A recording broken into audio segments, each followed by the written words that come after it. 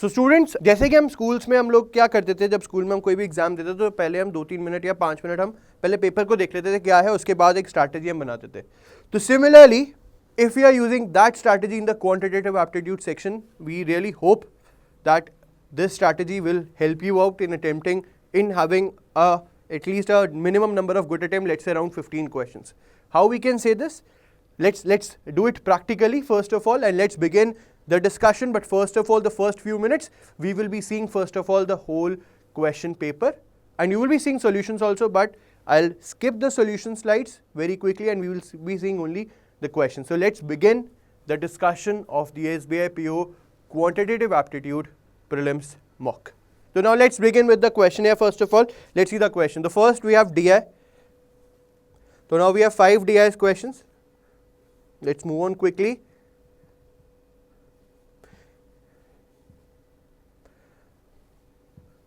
Then we have 1 miscellaneous, 2 miscellaneous, 3 miscellaneous, 4 miscellaneous.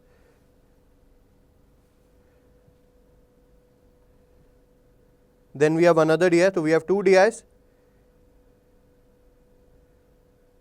And then we have miscellaneous questions.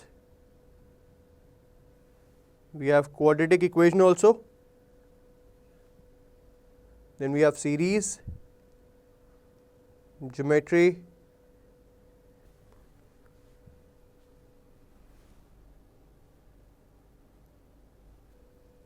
and then we have the simplification and approximation. So now we have all the exam paper. हमने पूरा का पूरा paper एक बार देख लिया है. और now students, after seeing the whole paper, अब यहाँ पे आपको ये लग रहा होगा कि सर यहाँ पे टाइम वेस्ट हो रहा है. Yes, because we are doing it on PPT, but on online you can clearly see we have the option of clearly of viewing the paper, तो you have to view the paper from there only. Now clearly you have seen कि हम लोग क्या करते हैं कि हम expected question बनाते हैं. हमें पता है कि 5 सिंप्लीफिकेशन या अप्रॉक्सीमेशन आएंगे ही आएंगे, एंड वी एक्सपेक्टिंग 5 सीरीज के क्वेश्चन आएंगे ही आएंगे, तो 10 तो यही हो गए. इसके अलावा वी आर एक्सपेक्टिंग 1-2 डी आएंगे तो 20 क्वेश्चन, और इसके अलावा क्वाड्रेटिक 5 क्वेश्चन की, एंड रेस्ट इज मिसलेनियस. तो this could be the expected pattern. I'm writing the pattern again. We can expect 2 DI, then we can expect 5 series, then we can expect 5 quadratic equation, 5 simplification and approximation, and remaining means 10, 15, 20, 25, and remaining 10 question could be there from miscellaneous.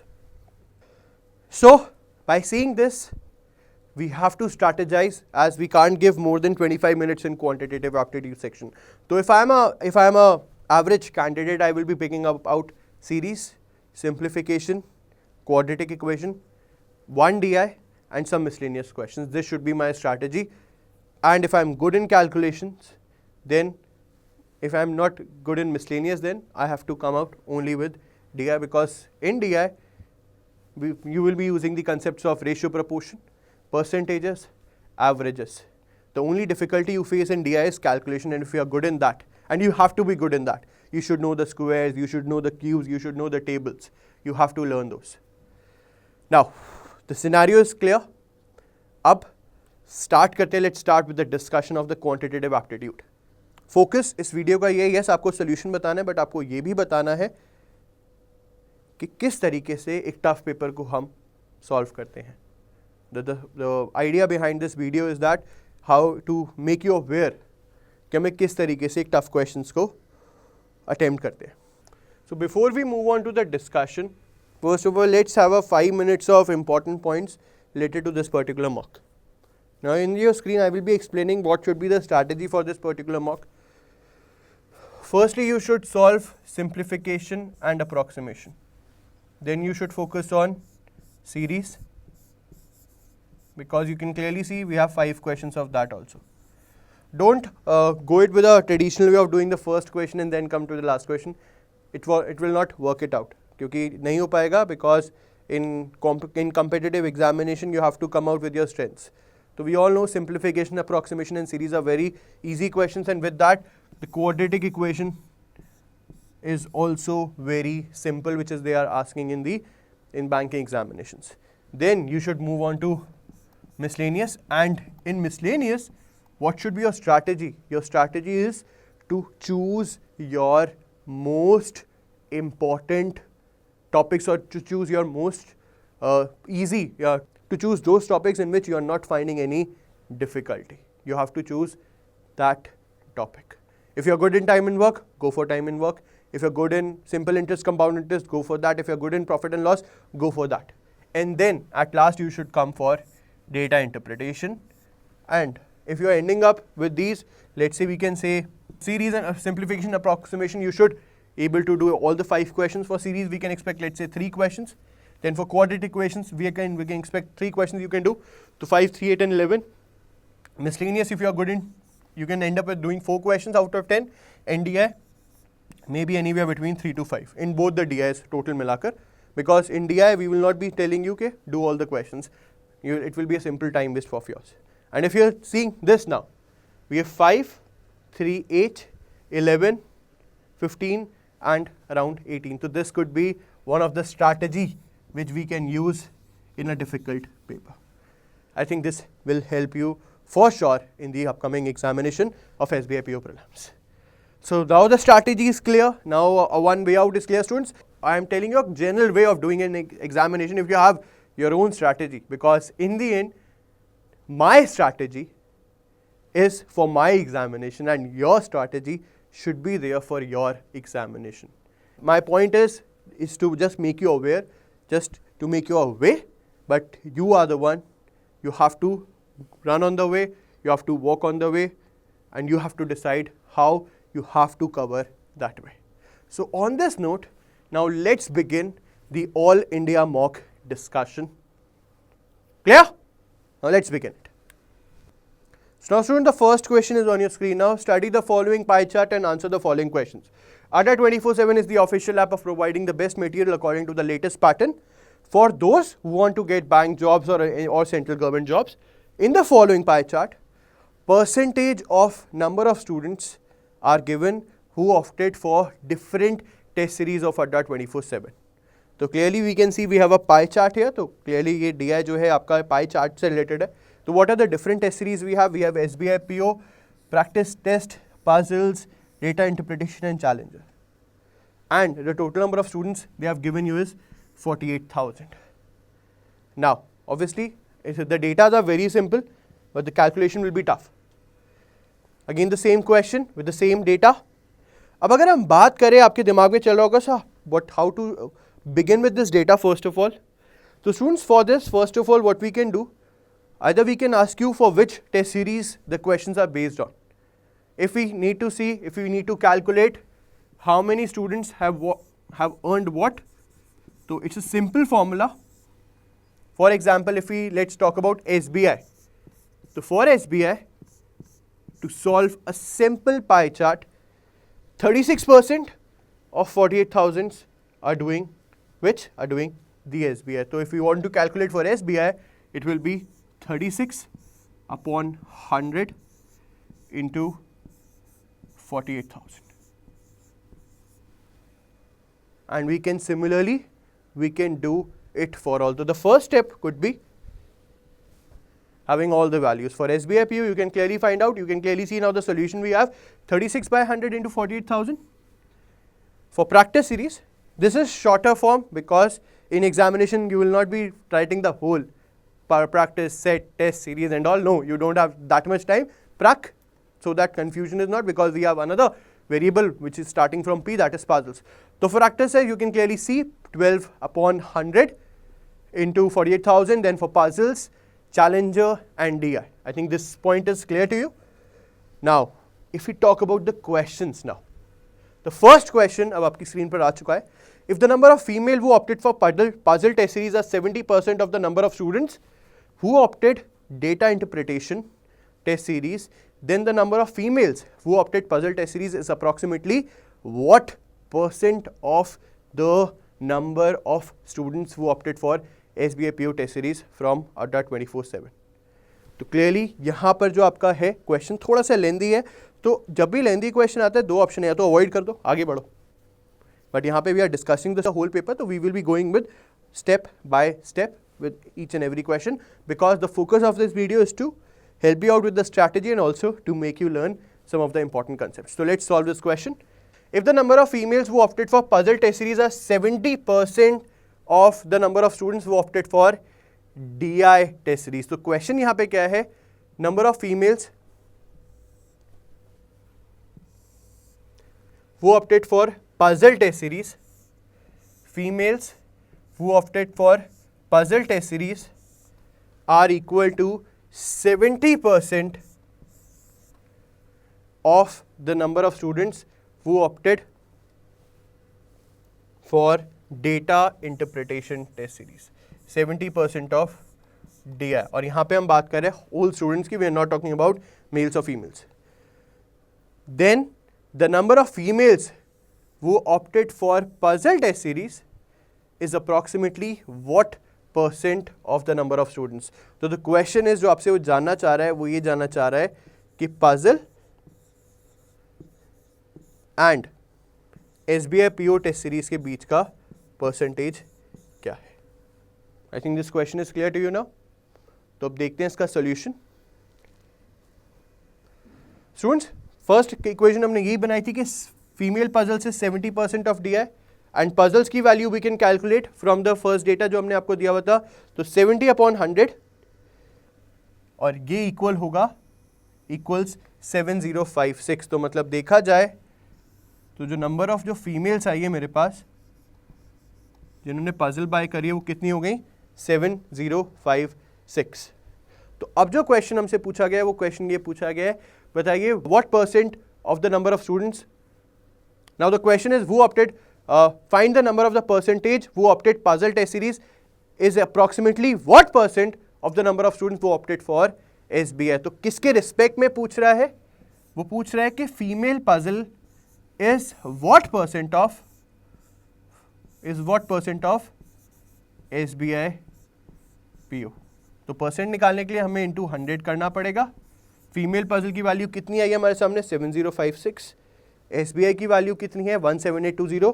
Data हमें कहाँ से मिला है, जो हमने first page पे जो starting में कैलकुलेशन करी है, into 100 and the answer to this question is 41%. Simple है. Now let's come to the next question. If the ratio of number of males to females who opted for SBI PO is 2:3 and the ratio of number of male to female who opted for Challenger is 3:2, then the ratio of males who opted for SBI PO test series and number of females who opted for Challenger test series together to the number of female who opted for SBI. तो clearly मुझे पता लग गया मुझे answer निकालना क्या है. तो what I have to find is ratio of males who opted for SBI together with female who opted for Challenger, whole together ratio to the number of females who opted for SBI plus and number of males who opted for Challenger. So this we have to find out. I think ये question clear हो गया सबको. एक line repeated थी, मैंने वो line हटा दी है. Clear. Now let's move to the next one. अब इसका सोल्यूशन देखते हैं. और सोल्यूशन बहुत ही सिंपल है कि क्वेश्चन आपको देखने में बहुत बड़ा लग रहा होगा but it is very simple.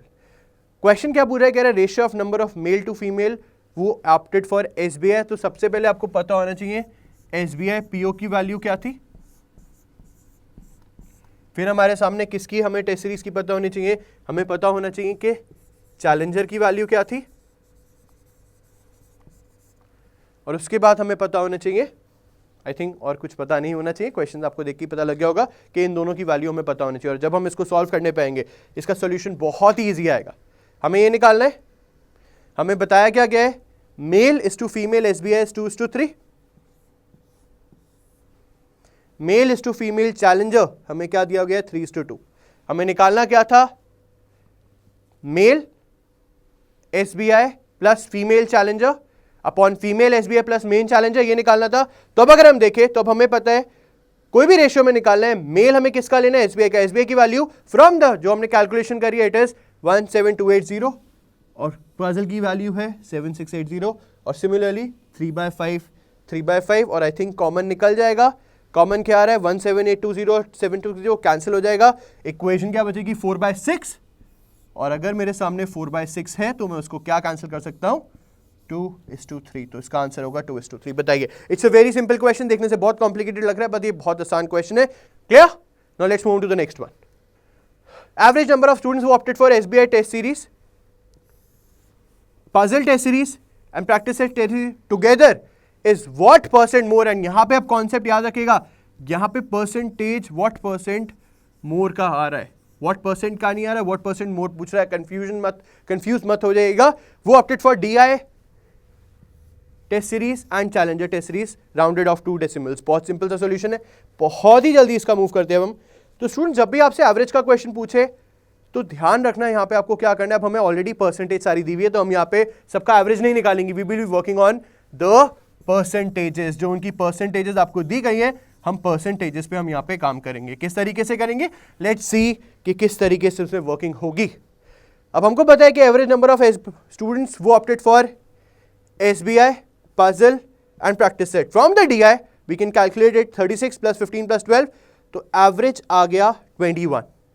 और फिर हमारे सामने है जो रिमेनिंग 2 है दैट इज डीआई और चैलेंजर का, उसका एवरेज आ गया 18.5। कंफ्यूजन तो नहीं है ना, एवरेज तो पता है ना। एवरेज क्या होता है, total upon number of observation, total 3 और नंबर ऑफ ऑब्जर्वेशन 3। ये तो दीज आर बेसिक कंसेप्ट, अगर इसमें भी कंफ्यूजन है तो प्लीज अपने कंसेप्ट पे और अच्छी तरह वर्क कर लो। तो अब हमारे सामने है क्वेश्चन क्या है कि वो आपसे पूछ रहा है कि ये बताइए कि व्हाट परसेंट मोर, और किसका, SBI PO test series, puzzle test series and practice test series together is what percent more than the average of students who opted for DI. मतलब ये कितना परसेंटेज में है, अमाउंट में तो हमें दिख रहा है बट परसेंटेज में कितना है। और परसेंटेज निकालने के लिए जब भी व्हाट परसेंट मोर का आएगा विद रिस्पेक्ट टू अदर तो हमारे सामने क्या क्वेश्चन बनेगा 21 किसके रिस्पेक्ट में पूछ रहा है 18.5 अपॉन 18.5, क्योंकि यहां पे किसके रिस्पेक्ट में पूछ रहा है, इसी के रिस्पेक्ट में पूछ रहा है कि इससे कितना परसेंट ज्यादा है इनटू 100। तो आई थिंक अब आपके सामने आंसर आ गया होगा and the answer is 13.51। You have to be good with the calculations. Clear? Now let's move on to the next one. If the cost of one SBI PO test series is 500 rupees and the price of data interpretation test series is 79.4/5% of the price of SBI PO test series, तो बताओ कि कितना amount generate हुआ है। Here we are talking about amount, we are not talking about the pricing, here we are talking about the amount। तो let's see अब इसको किस तरीके से कैलकुलेट करना है। क्या कह रहे हैं, कह रहे हैं कि SBI PO कितने का है, SBI PO है 500 रुपए का and the price of DI is 79% of the SBI। तो अगर हम DI का प्राइस निकालना चाहते हैं तो DI का प्राइस कैसे निकलेगा, it will be 500 into 79.4/5%। Obviously यही क्वेश्चन दिया हुआ है। क्लियर? और उसके बाद आपसे क्या पूछ रहे हैं, आपसे पूछा है कि बताओ अमाउंट कितना होगा। तो अमाउंट कैसे निकलेगा, अमाउंट निकलेगा ये पूरा fraction as it is into number of students जिन्होंने क्या खरीदा होगा, जिन्होंने डीआई खरीदा होगा। यही तो बात है। अगर मैं कहता हूं 5 चॉकलेट है, 5 चॉकलेट बिकी और एक चॉकलेट 25 रुपए की थी, तो मेरा रेवेन्यू कितना आएगा 125 रुपए। यहां पे भी इसी तरीके से क्वेश्चन पूछा गया है। और अगर हम इसका सॉल्यूशन देखें, एसबीआई की कॉस्ट 500 रुपए, प्राइस ऑफ डीआई कितना आया 399 इंटू 5/100, तो हमारे सामने डीआई की कॉस्ट कितनी आई 399 रुपीज। बट हमारा क्वेश्चन क्या था, हमारा क्वेश्चन था ये बताओ कि अमाउंट कितना जनरेट हुआ और कितना जनरेट हुआ है। In clearly see 10,080 into 399। Calculation strong होना चाहिए। एक हमने सिंपल तरीका भी दिया हुआ है and you can use this way जब भी आपके पास कैलकुलेशन आए। आइदर 399 और अगर ये 401 होता तो ऑब्वियसली मुझे वैसे बताने की जरूरत नहीं है, बट हो सकता है कुछ स्टूडेंट्स हो जिनको अभी भी ये बेसिक ट्रिक्स ना बताओ तो 400 + 1 करके करते हैं। Clear? Now let's move to the next one. Student इसके हार्ड कॉपी के सॉल्यूशंस भी हम प्रोवाइड करा रहे हैं इस मॉक के साथ ही। तो we have a separate solution file and we have a separate mock file, तो you can do it from there. Maybe आपको डिफिकल्टी लग रही हो वीडियो के थ्रू, बट पर्पस हमारा इस वीडियो के थ्रू आपको सिखाना और आपको ये बताना कि अगर बाई चांस में एग्जाम में होता तो मैं क्वेश्चन नंबर 40 करता ही नहीं। मेरा टारगेट ये है कि यार डीआई में मुझे 5 क्वेश्चन करने 2 मिला के, यहां पे मैं डिस्कशन करा रहा हूं तो यहां पे मेरा माइंडसेट डिफरेंट है, but when you are performing in the real examination आपको भी पता है कि 5वें तक आप भी नहीं जाते होगे। क्यों? क्योंकि we don't have that much time. इसी के साथ शुरू करते हैं क्वेश्चन नंबर 40। क्वेश्चन नंबर 40 का एक अलग से ऑप्शन पहले दिख गया आपको, कैन नॉट डिटरमाइन। अभी तक आपको किसी भी ऑप्शन में नहीं दिखा था, इसमें दिखा है, तो हिंट दे दिया है मैंने। अब आगे मैं क्वेश्चन सॉल्व कराता हूं। देयर इज अ चैनल अड्डा 24/7 on youtube.com which provides free study classroom. तो आई थिंक इसमें DI का ज़्यादा यूज़ नहीं होने वाला, तो अभी हम DI को हटाते हैं। पहले क्वेश्चन देखते हैं। There is a channel of Adda 24/7 YouTube which provides free study classroom and 3.5 lakhs follow this. तो कितने फॉलोअर है हमारे? 3.5 lakhs किसके? अड्डा 24/7 के। If out of these 25% of students opted for challenger, मतलब कह रहे हैं कि अगर 3.5 लाख में से जो 25% है, 25% जो है वो ऑप्ट करते हैं किसके लिए? चैलेंजर के लिए। एंड 15% जो है वो ऑप्ट करते हैं किसके लिए? पजल के लिए। तो अब आप ये बताओ कि then find the difference between the number of students who opted both the test series through this channel। तो वो आपसे क्या पूछ रहा है? आपसे वो पूछ रहा है कि आप ये बताओ कि डिफरेंस क्या है किसके बीच में? Between the number of students who opted both test series through this channel। तो सबसे पहले तो क्वेश्चन हमारे सामने आता है बोथ कैसे निकाल पाएंगे? क्या निकाल सकते हैं? यहाँ पे फॉर्मूला आपके पास A यूनियन B का फॉर्मूला तो लग नहीं सकता ना। A union B equals A plus B minus A intersection B और A यूनियन B की फॉर्मूला, ये वैसा क्वेश्चन तो है ही नहीं, सेट थ्योरी तो है ही नहीं है। तो clearly we don't have the proper data. आप क्वेश्चन पढ़ के आप देख सकते हो इसका रीजन क्या होगा। We can't find right now कि नंबर ऑफ स्टूडेंट्स दोनों के दोनों में वो कितने हैं, तो इसलिए इसका आंसर क्या होगा? मैंने पहले ही बता दिया इसका आंसर क्या होगा, कैन नॉट बी डिटरमाइंड। बताओ क्या ये क्वेश्चन क्लियर है? Clear? Now let's move on to the next one. So now let's move on to the next question. A is an alloy of tin and copper.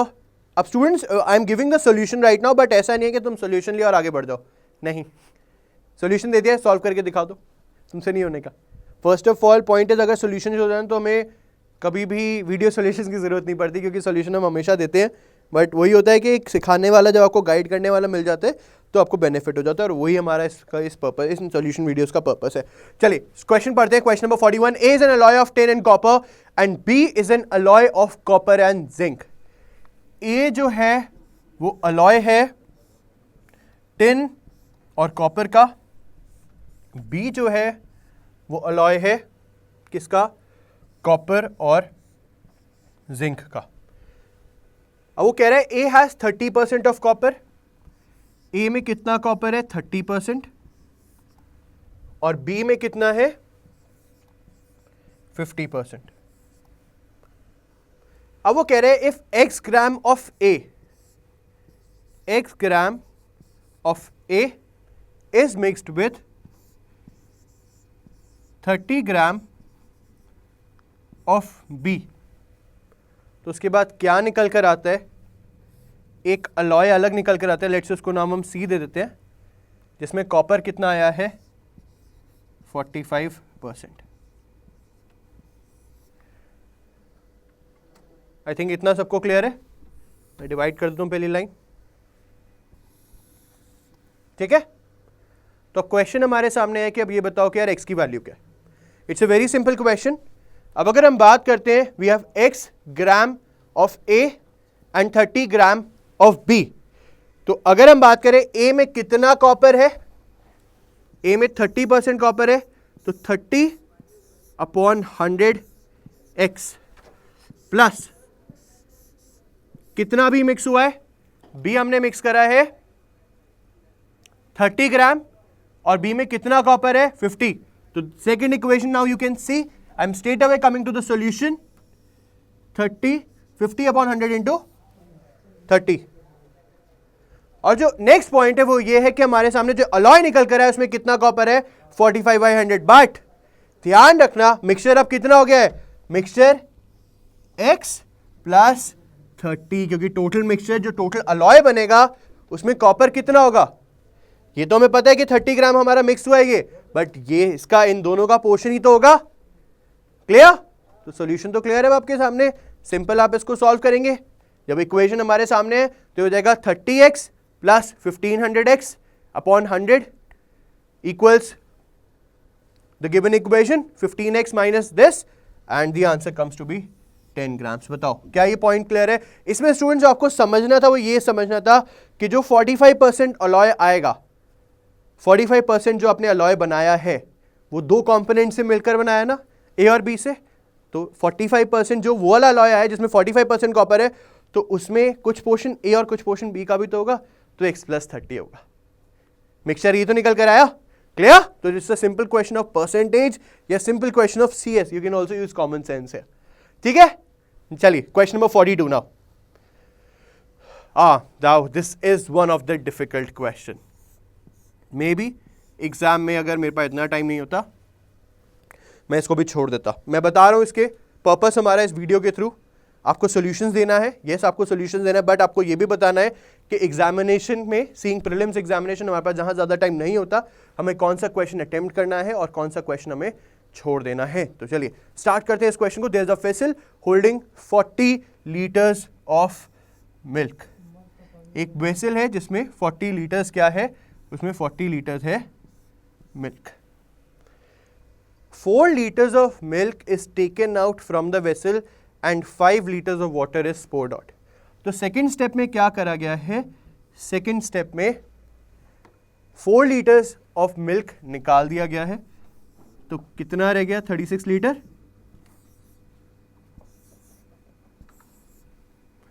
कितना रह गया? 36 litre, और उसमें add कर दिया गया क्या? 5 लीटर वाटर। उसके बाद अगर हम देखें, after the 6 litres of the mixture of the vessel, अब ऑब्वियसली अब तो मिक्सचर ही निकलेगा, तो 6 लीटर ऑफ मिक्सचर हमने निकाला और उसको हमने रिप्लेस करा 7 लीटर्स ऑफ वाटर से। तो मतलब देखा जाए तो 36 प्लस 5 41 हो गया। तो 41 में से अब हमने क्या करा? 41 में से हमने क्या कितना निकाला? हमने 6 लीटर्स निकाल दिया मिक्सचर, और हमने इसमें ऐड कर दिया क्या? कितना वाटर? 7 litres of water. और उसके बाद and finally 8 litres of mixture from the vessel is replaced with 9 litres of water. अब एक सिंपल सा थ्योरी मेरे सामने आता है कि जब 8 लीटर मिक्सचर रिमूव करा गया तो उसके बाद जो पानी ऐड करा गया उससे कोई फर्क पड़ेगा मिल्क में?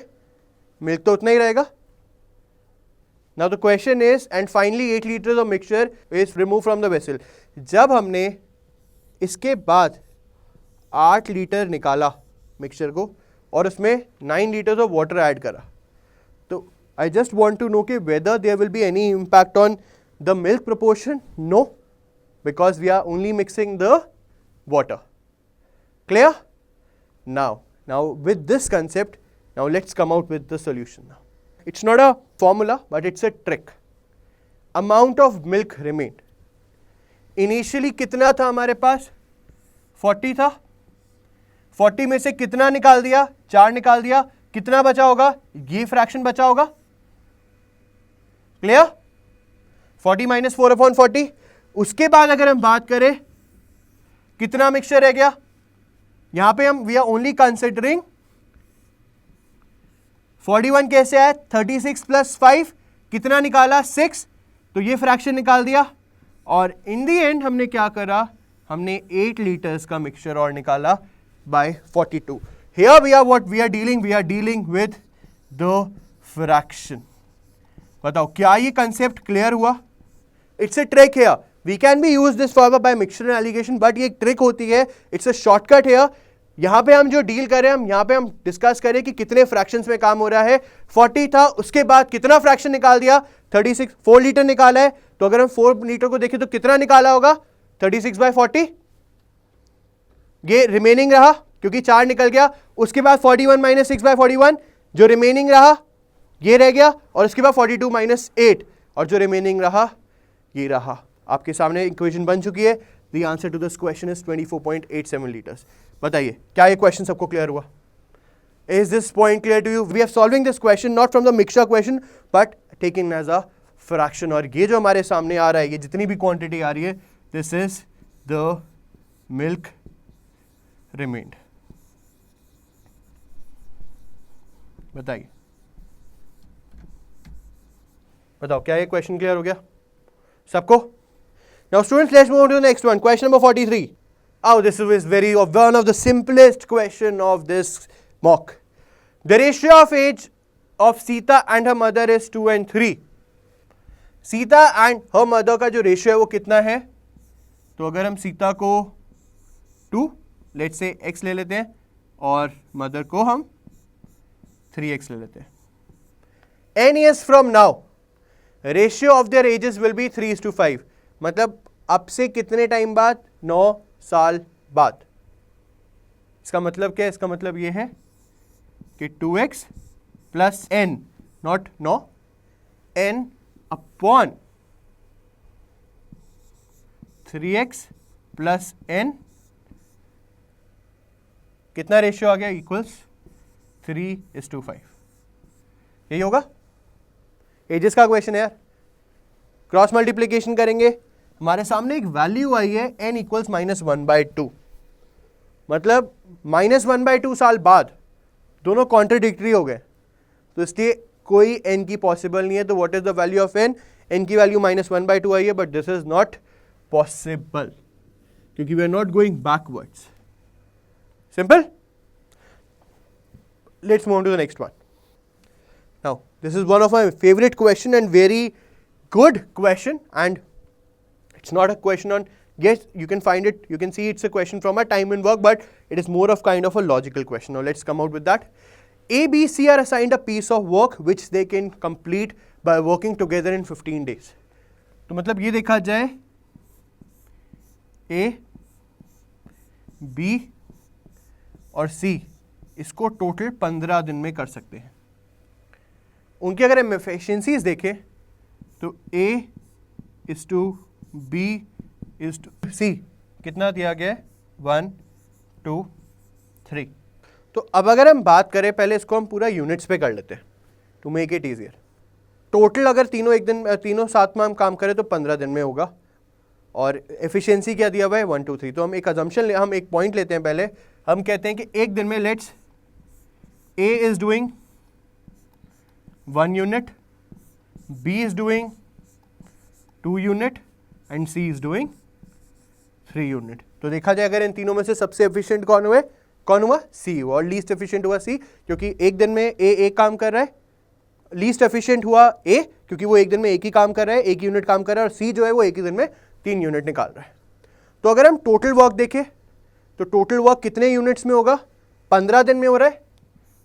अगर तीनों एक साथ काम करें तो 15 into 1 + 2 + 3.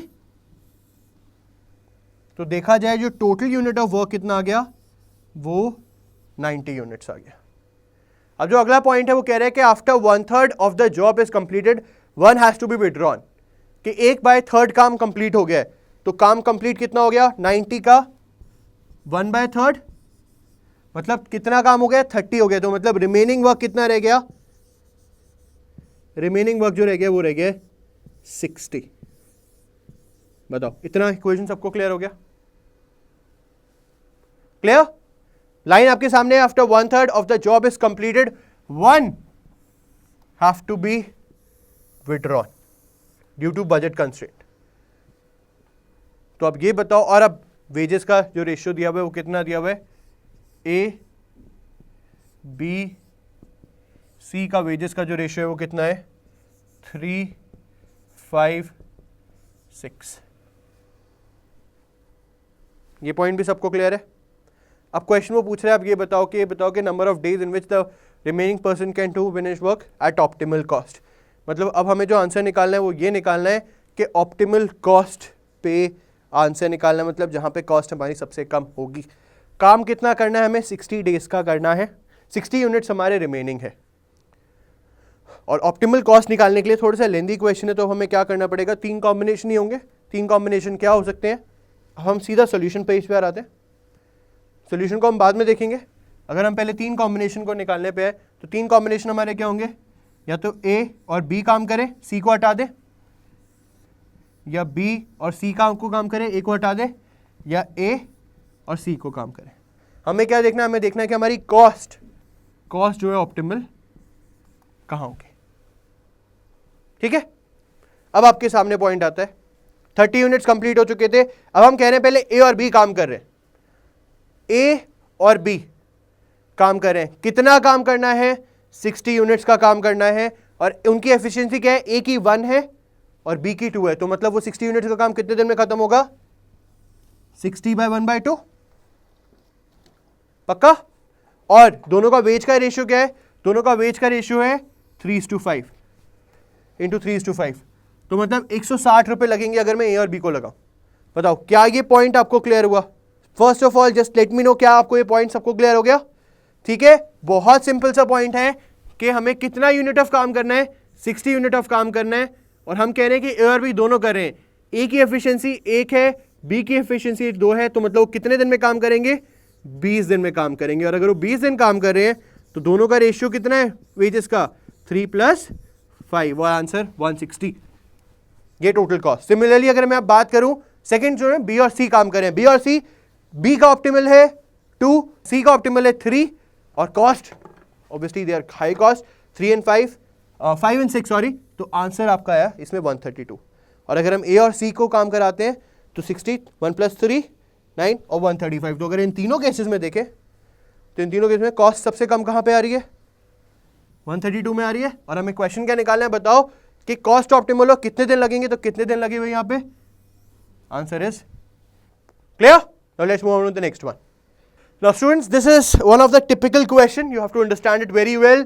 2 cyclists from the same place to ride in the same direction, मतलब 2 साइक्लिस्ट है, हम assumption ले लेते हैं। assumption क्या हमारे सामने दिया हुआ है, एक है अफलातून और दूसरा है बबलाजून, तो हम ए और बी ले लेते हैं, और दोनों जो है वो एक ही डायरेक्शन में क्या कर रहे हैं, रेस कर रहे हैं। ए की जो स्पीड है, अफलातून की जो स्पीड है वो है 8 किलोमीटर प्रति आवर, और बी की जो स्पीड है वो है 10 किलोमीटर प्रति आवर। अब यहां पे जो क्वेश्चन पूछ रहा है, एक जो इक्वेशन है, पॉइंट है, वो ये है कि अफलातून जो है उसने नून पे शुरू करा रेस, मतलब वो निकला 12 बजे, और जो बबलाजून है क्योंकि उसकी स्पीड तेज है तो मे बी उसने सोचा कि मैं उसको हरा सकता हूं, तो वो आराम से अपना वो निकला 2 बजे। अब क्वेश्चन यहां पे है कि at what times Aflatoon and Bablajoon will be 5 kilometres apart. मतलब हमें जो क्वेश्चन निकालना है वो हमें ये निकालना है कि ए और बी का जो डिस्टेंस है वो किस केस में कब 5 किलोमीटर होगा। क्वेश्चन आई थिंक सबको क्लियर है। अब चलिए अब जल्दी से आते हैं इसके सॉल्यूशन पर। तो अगर हम बात करें कि बी कब तक शुरू कर रहा है, बबलाजून जो है वो 2 बजे तक शुरू कर रहा है, तो सबसे पहले देखते हैं कि 2 बजे तक अफलातून ने कितना डिस्टेंस कवर कर लिया है। डिस्टेंस कवर्ड बाय अफलातून टिल 2 PM, कितने घंटे आए, 2 घंटे आए। कितनी की स्पीड से चल रहा था, 8 घंटे की, तो डिस्टेंस कवर्ड कितना कर लिया, 16 किलोमीटर। ये इक्वेशन बहुत सिंपल है।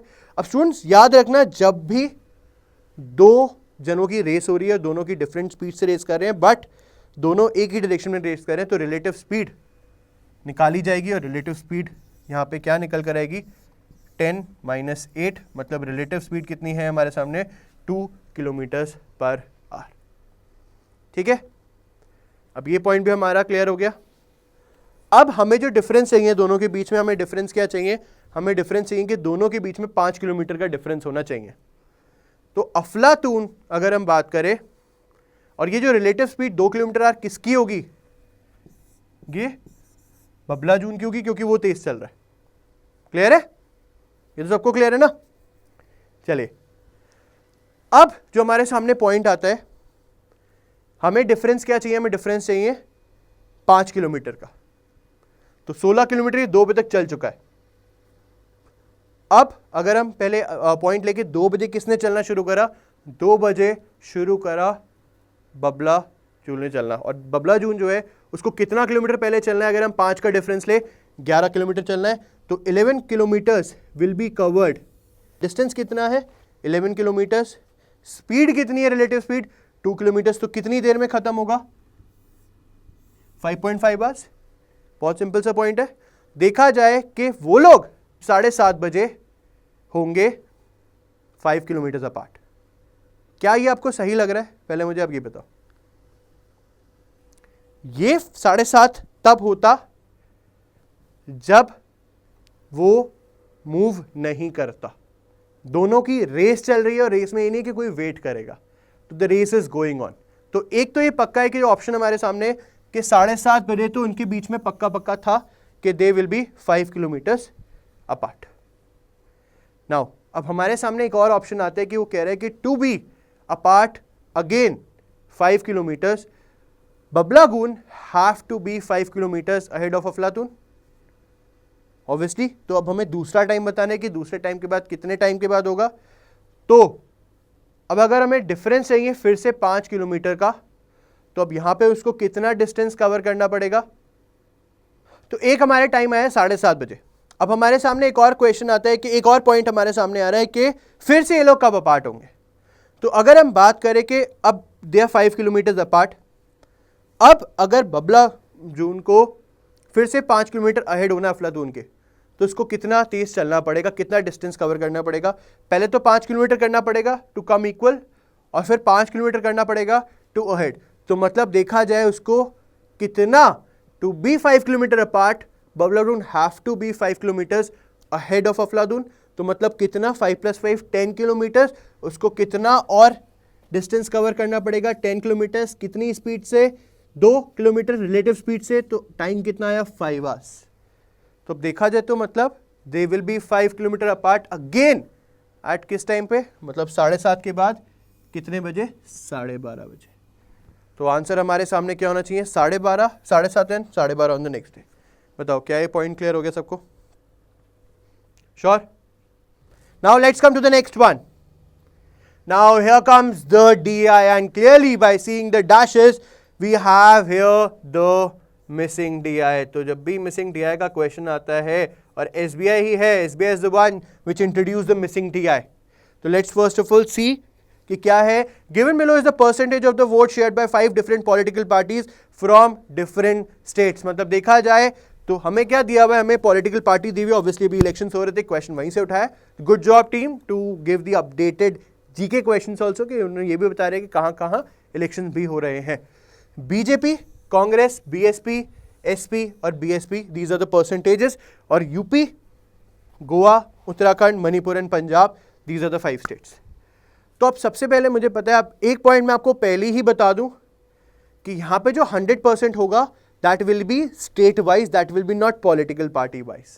If you are thinking कि you will be calculating it by percentage here, total 100% हो रहा है, no, you are doing it wrong, because we have given the data of UP. So let's say we are saying 28, 19, 24, 3, we can find the data of AAP. There is some printing error. This is AAP, Aam Aadmi Party, BSP and AAP. This is Aam Aadmi Party. Similarly, we can find out this. And here we will not find out because we have 2 missing places. Similarly in Manipur also, Manipur we can find out, and for Punjab we can't find out because we have 2 missing places. I think ये point, पहला point आपको clear हो गया, because we will be taking all this as equal to 100%. You can't use this as 100%, wrong हो जाएगा. किस assumption पे आप कर रहे हो? You can't do it. You can use, हमें पता है कि यूपी में इलेक्शंस हुए हैं, हम कह रहे हैं यूपी में 100% वोटिंग हुई है, तो 100% जो वोट्स हुए हैं उसका 28 जो गया है बीजेपी, 19 जो गया है कांग्रेस, 24 गया है बीएसपी, 26 गया एसपी. तो आपके पास कितना जाएगा? रिमेनिंग ही जाएगा 100 में से माइनस करके. क्लियर? जल्दी से इसका देखते हैं कि इसका फर्स्ट लेवल ऑफ सॉल्यूशंस क्या निकल के आएगा. तो इनके फर्स्ट लेवल ऑफ सॉल्यूशंस हमारे सामने, ये हमारे सामने अब आ गया है हमारा अपडेटेड डीआई, जिसमें हमने सारी मिसिंग वैल्यूज जो है हमने पूरी कर दी है. कैसे निकाली है? आई थिंक ये तो सिंपल ही है. एक मैं आपको डमी करके दिखाता हूं हमने कैसे निकाला है. हमने कहा है लेट्स से अगर हम यूपी की बात करते तो यूपी का जो मिसिंग फिगर है हमने निकाला है. यूपी में इलेक्शंस हुए हैं, 5 पॉलिटिकल पार्टी थी, बीजेपी का 28 था, यूपी आप, कांग्रेस का 19 था, 24 था बीएसपी का, 26 था एसपी का, और यहां पे हर जगह आप है तो आप कर लीजिएगा। तो रिमेनिंग कैसे निकलेगा, तो रिमेनिंग माइनस करके निकलेगा और आंसर हमारे सामने क्या आएगा, आंसर हमारे सामने आएगा 3%। फिर हमने निकाला सेकंड फिगर, हमने कौन सी निकाली है, सेकंड फिगर हमने निकाली है the percentage share by Goa, SP Goa, SP Goa. और फिर हमने निकाली है कौन सी, थर्ड फिगर हमने कौन सी निकाली होगी, मणिपुर बीजेपी। और दो फिगर्स जो हमारे सामने नहीं आई है उसका हमने एक कॉम्पोजिट परसेंटेज लिया है। यूके में बीएसपी और आपका जो रेशियो है या परसेंटेज है वो कितना है मिला के, 19%, और पंजाब में बीएसपी और बीजेपी का कितना है, वो है 26%। बताइए क्या है, फिगर्स क्लियर है सबको, श्योर? चलिए अब आगे बढ़ते हैं और क्वेश्चन को देखते हैं। क्वेश्चन क्या क्या है। If the vote secured by BJP and SP together from UP, यहां पे हम बात करें बीजेपी और SP together from UP is equal to the votes secured by Congress and SP together from Uttarakhand and the number of voters in UP was 16 crore. तो अब आपसे पूछ रहा है कि बताओ उत्तराखंड में कितने वोटर थे। थोड़ा सा एक्सटेंडेड क्वेश्चन है बट इसका जब हम सॉल्यूशन पाएंगे बहुत इजी सॉल्यूशन होगा इसका। क्वेश्चन दोबारा से देखते हैं। If the vote secured by BJP and SP together from UP, मतलब बीजेपी और एसपी यूपी अगर हम दोनों को इक्वल ले, is equal to the votes secured by Congress and SP from Uttarakhand. और यूपी के जो टोटल वोटर हैं वो कितने हैं, 16 करोड़। तो अब ये बताओ कि उत्तराखंड के कांग्रेस के वोटर्स कितने होंगे। क्वेश्चन समझ में आ चुका है। Now let's come out with the solution. हम कहते हैं कि यार चलो यूपी के हम टोटल नंबर ऑफ वोटर्स लेते हैं x, और पंजाब और उत्तराखंड के हम लेते हैं कितने, हम उत्तराखंड के लेते हैं y। तो अब सीइंग द परसेंटेज कंसेप्ट, यहां पे हम किसकी बात कर रहे हैं, बीजेपी और एसपी की बात कर रहे हैं। इन दोनों का परसेंटेज जब आप सॉल्व करोगे कितना निकल कर आएगा, 54% ऑफ x। और दूसरे इक्वेशन में हम क्या बात कर रहे हैं, कांग्रेस से एसपी टुगेदर फ्रॉम उत्तराखंड कितना आया, 59% ऑफ y। तो x बाय y इस 59 में 54, और हमें पता है, क्या पता है कि x जो है वो कितना है, वो है 16 करोड़। तो अब हमारे सामने ये आ गया 16, 59 में 54, और हमें निकालना क्या है, हमें निकालना है the number of votes by Congress in Uttarakhand. तो कांग्रेस की अगर हम बात करें तो कितना है, 28% है उत्तराखंड में, और यहां पे हमने उसको सॉल्व कर दिया और आंसर आपके सामने आ गया 4.1 करोड़। बताइए क्या ये क्वेश्चन बहुत ही सिंपल था, कैलकुलेशन करनी पड़ेगी। डेटा इंटरप्रिटेशन का जब भी क्वेश्चन आता है तो we have to be good with the calculations. Clear? Now let's move on to the next one. If the total number of voters in Punjab are 2.1 crores and the ratio of number of votes secured by BJP in Punjab to that of BSP is 3:2, find the ratio of number of votes secured by BSP to that of AAP in the same state। तो हमें ratio पे यहाँ पे question करना है। जल्दी से देखते हैं question. If the number of voters इन पंजाब, तो आपको पंजाब का जो नंबर ऑफ वोटर दिया हुआ है कितना दिया हुआ है, 2.1 करोड़ दिया हुआ है। और वो पूछ रहे हैं ratio of number of vote secured by BJP in Punjab to that of BSP in Punjab, वो कितना दिया गया है, 3/2। तो हमें निकालना है कि इन दैट स्टेट ये बताओ कि बीएसपी और आप का क्या होगा। अब स्टूडेंट्स आप ये मत सोचना इस क्वेश्चन में कि यू विल डू डायरेक्टली, क्योंकि अगर आप मिसिंग डीआई पे आते हैं, यहाँ पे हम बात कर रहे हैं बीएसपी और बीजेपी की। एक बार मैं दोबारा से एक बार अपने मिसिंग डीआई पे आऊंगा जो मेरे सामने डीआई हमने फाइनल निकाला था। यहाँ पे हम बात करें पंजाब की और यहाँ पे हम बात कर रहे हैं बीजेपी और बीएसपी की, मतलब दोनों वैल्यूज जो कि हमारे सामने मिसिंग है। तो कितनी हमारे सामने आई, वो कितनी आई, वो आई 26%। अब यहां से मैंने आपको बहुत अच्छा हिंट दे दिया इस क्वेश्चन का। अब हम जल्दी से आते हैं इस क्वेश्चन की सॉल्यूशन की तरफ। हमें पता है कि given the number of votes कितना है, 2.1 करोड़ है। बीजेपी टू बीएसपी कितना है, 3:2 है। अब votes given to BSP and BJP कितना है, 26% है तो कह दो। तो अगर हम बात करें तो नंबर ऑफ वोटर्स कितने आएंगे, 26 इंटू 2:1 बाय 100। तो हमारे सामने जो इक्वेशन निकल कर आएगी वो कितनी आएगी, वो आएगी 546। बताइए क्या है, मतलब 54 लाख समथिंग, बट हम 0.546 यूज करेंगे। बताओ फर्स्ट लेवल कैलकुलेशन क्लियर हुई, पक्का? तो ये अब आ गए हमारे पास नंबर ऑफ वोटर्स। अब दोनों का रेशियो कितना है, रेशियो कितना दिया हुआ है आपको, रेशियो दिया हुआ है 3:5, मतलब 3:2 दिया हुआ है। तो फॉर बीजेपी हमें क्या दिया हुआ था, 3/5 करके निकालेंगे, बीएसपी 2/5 करके निकालेंगे। क्लियर, ऐसे निकलेगा। अब जो क्वेश्चन हमारे सामने आया वो क्वेश्चन आया, बताओ number of votes secured by आप। तो आपका परसेंटेज हमारे पास है 35/100 इंटू 2.1, तो आपका भी रेशियो हमारे पास आ चुका है। तो अब हमारे सामने जो फिगर्स आएंगे वो आइए 0.364 करोड़, 0.2184 करोड़ एंड 0.735 करोड़। बताइए क्या ये पॉइंट क्लियर है स्टूडेंट्स? यहां पे आपको ध्यान रखना है, यहां पे ध्यान आपको क्या रखना है कि जब हमने डीआई देखा तो हमारे पास दोनों का टुगेदर वाला परसेंटेज था। तो परसेंटेज टुगेदर करके हमने क्या करा, हमने टोटल नंबर ऑफ वोटर्स निकाल दिए और वोटर्स के आधार पर हमारे सामने हमारे रेशियो दिया हुआ था, तो हमने पर्टिकुलर बीजेपी का बीएसपी का वोट्स निकाल दिया और इसके बाद हमने आपका निकाल दिया। क्वेश्चन में आपसे क्या पूछा है, क्वेश्चन में पूछा है बताओ ratio of vote secured by BSP to AAP. तो क्वेश्चन क्या है, क्वेश्चन बीएसपी का पूछ रहे। तो अगर हम इसमें ये कैलकुलेशन इग्नोर भी कर देते तो भी काम चल जाता है, but to make you clear important था, क्या निकला होगा 2184 अपॉन 7350। और अगर हम दोनों को सॉल्व करेंगे तो हमारे सामने क्या निकल कर आएगा 52:175। तो आंसर क्या होगा, सी। बताओ जी, पक्का इजी है, कंसेप्चुअल है। चलिए now let's move to the next one.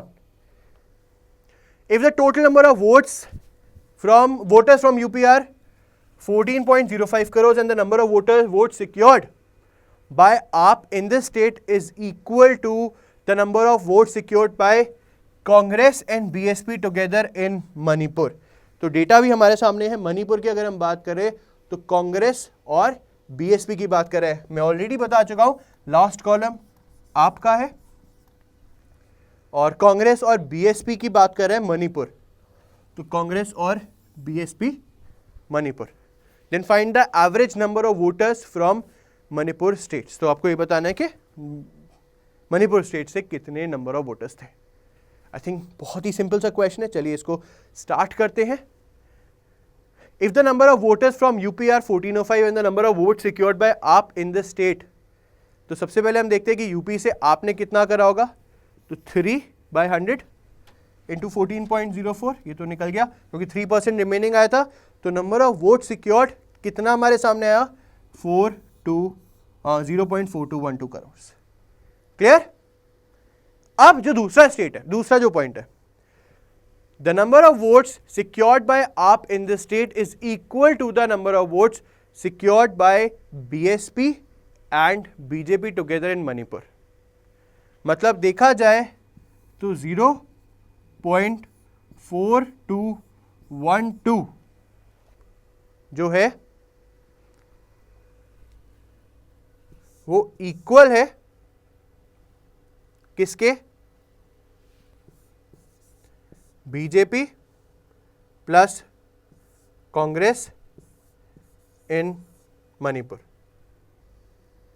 और अगर हम इन दोनों का परसेंटेज निकालेंगे तो दोनों का परसेंटेज कितना आएगा हमारे सामने, दोनों का परसेंटेज आएगा 53। तो 0.4212 equals 53% of 53% of vote in Manipur.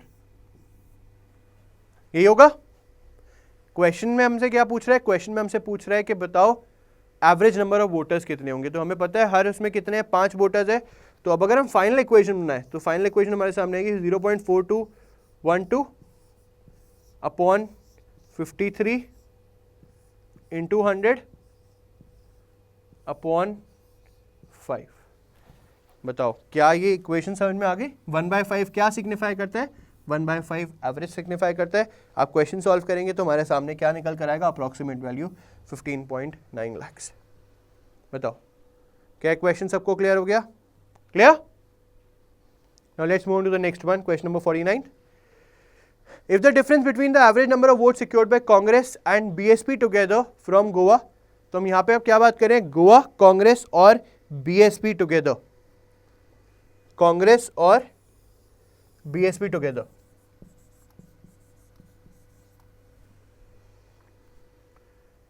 If the average number of voters together from Uttarakhand is 18 lakhs and the total number of voters from Uttarakhand are 150% of voters from Goa, then find out the number of votes secured by SP in Goa.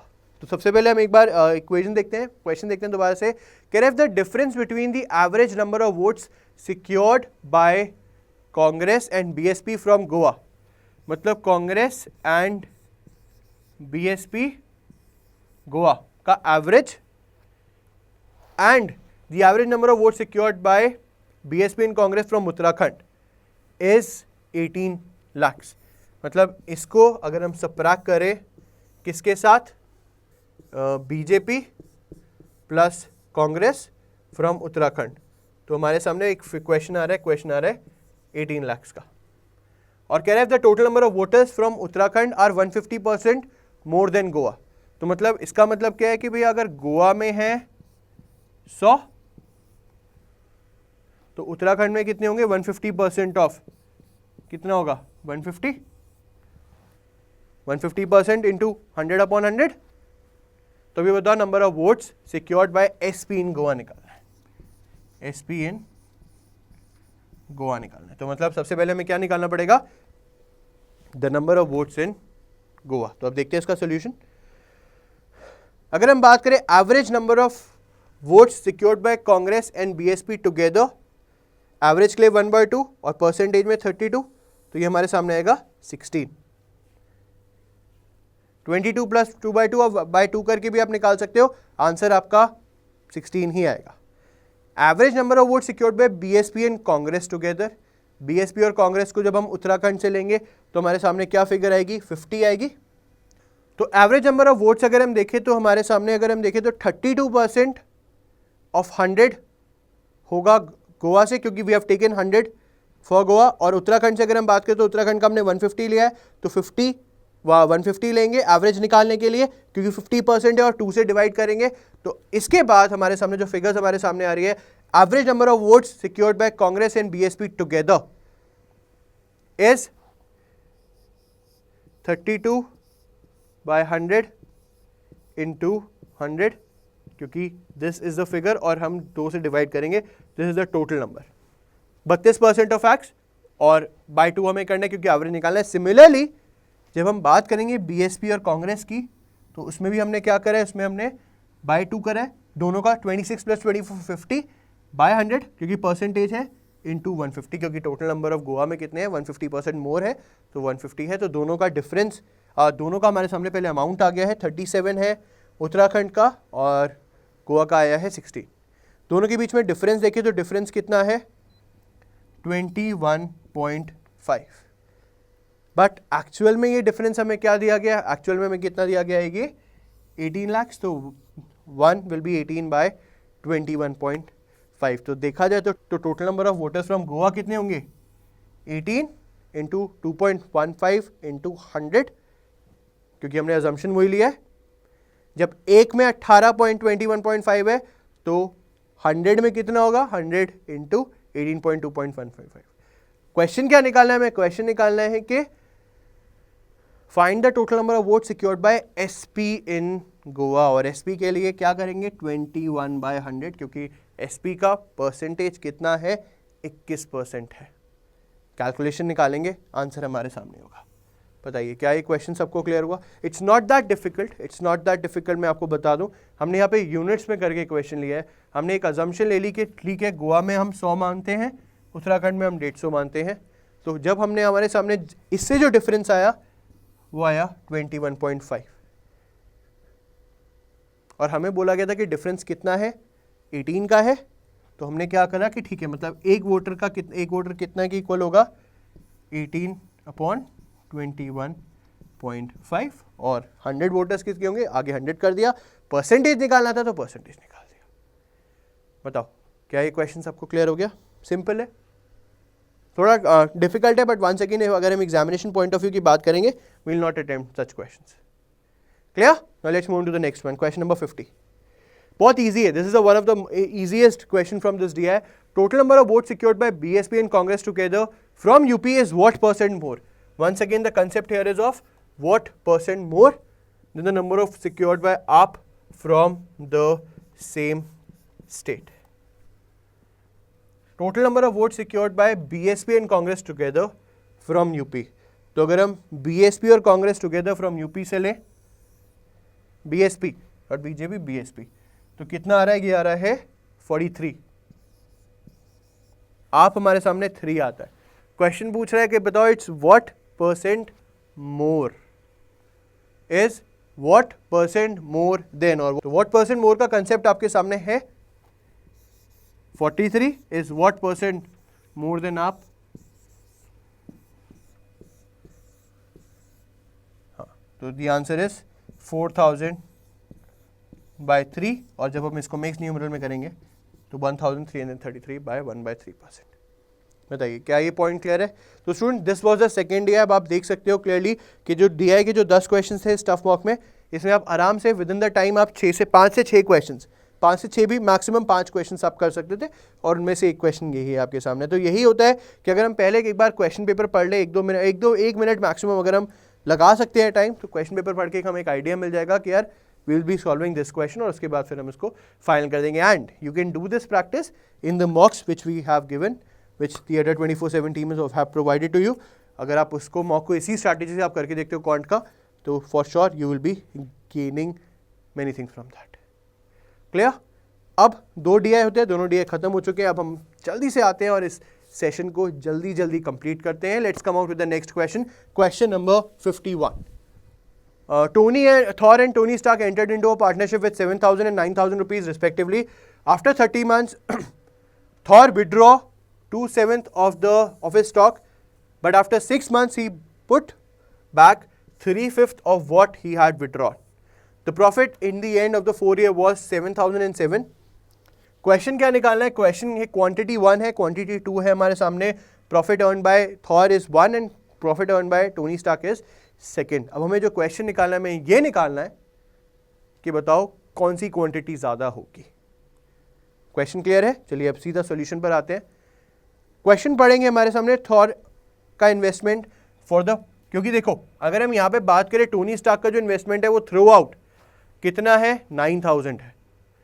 The investment of Tony Stark throughout is 9,000 और उसने कितने time के लिए करा है? 4 years के लिए रखा है, क्योंकि दोनों ने 4 ईयर्स के लिए रखे, तो उसका अमाउंट कितना आ गया टोनी स्टार्क के इन्वेस्टमेंट का?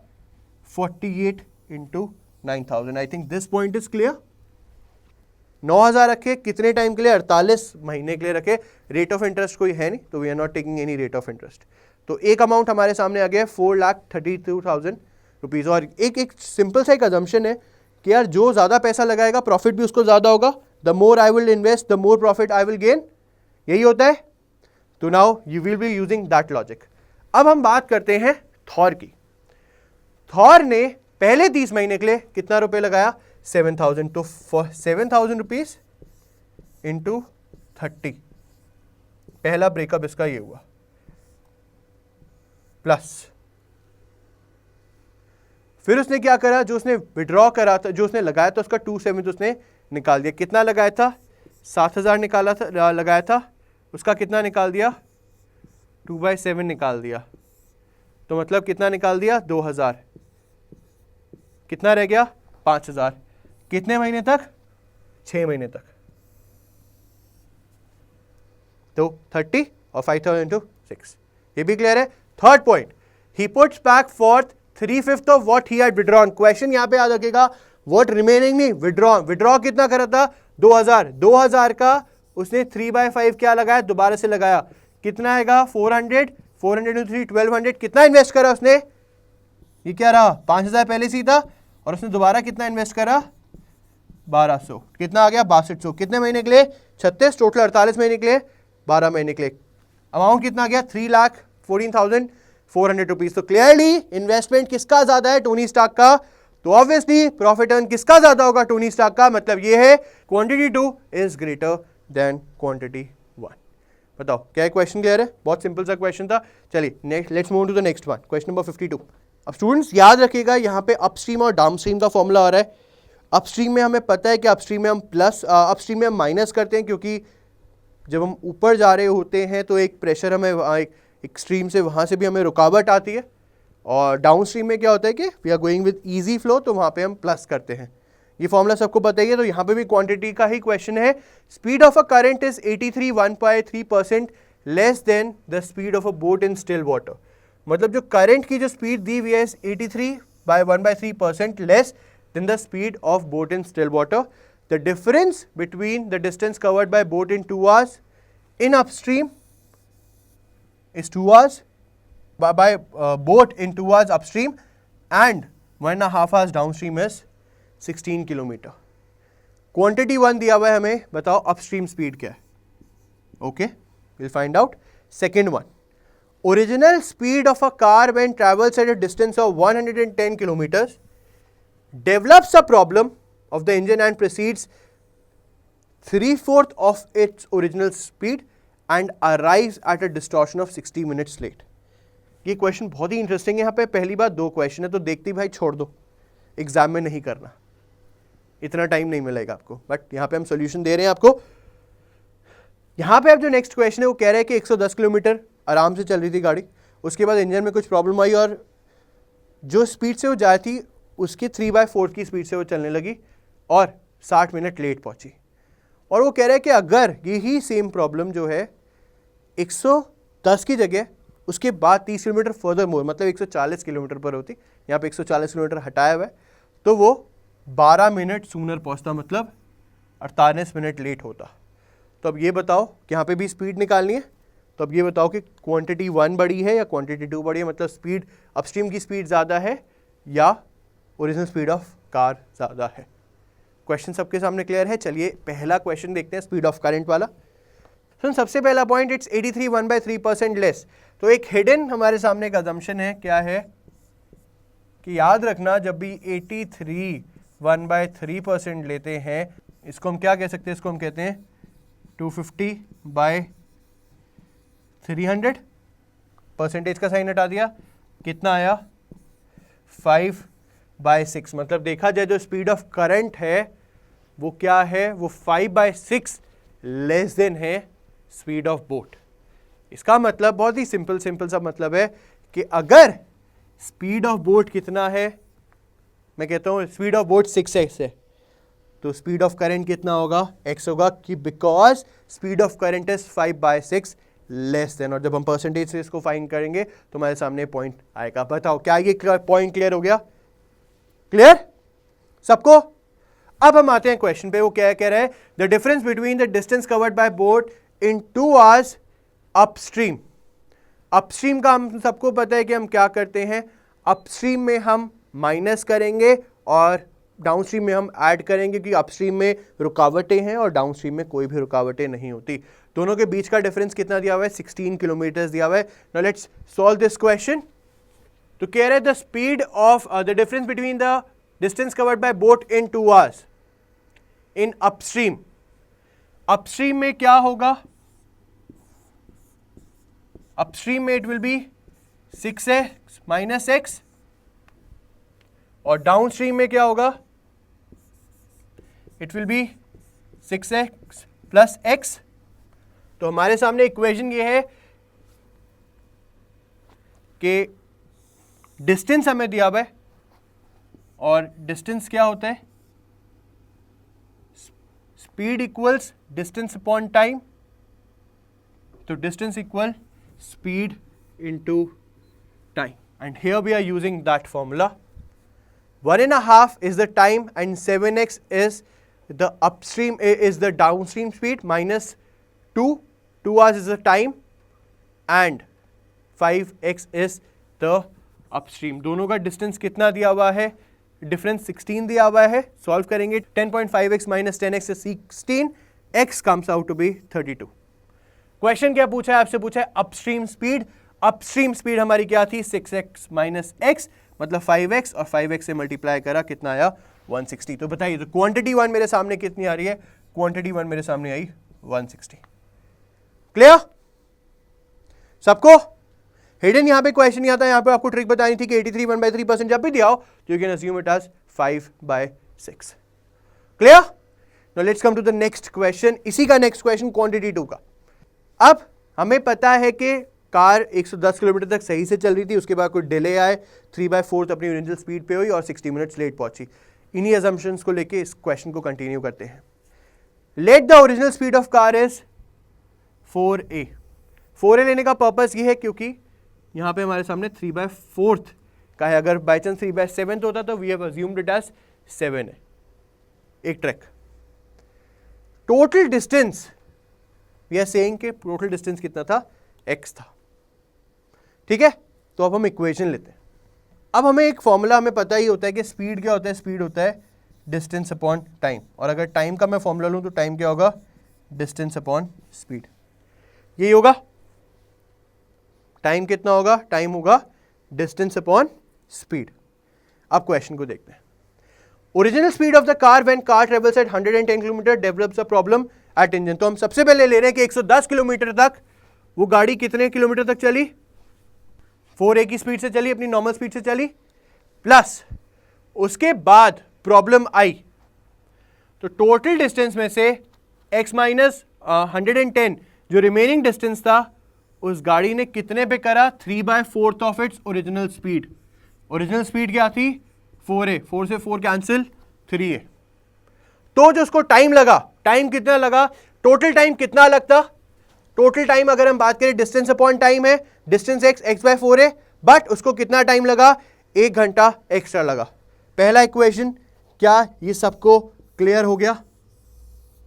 The first equation is clear to everyone.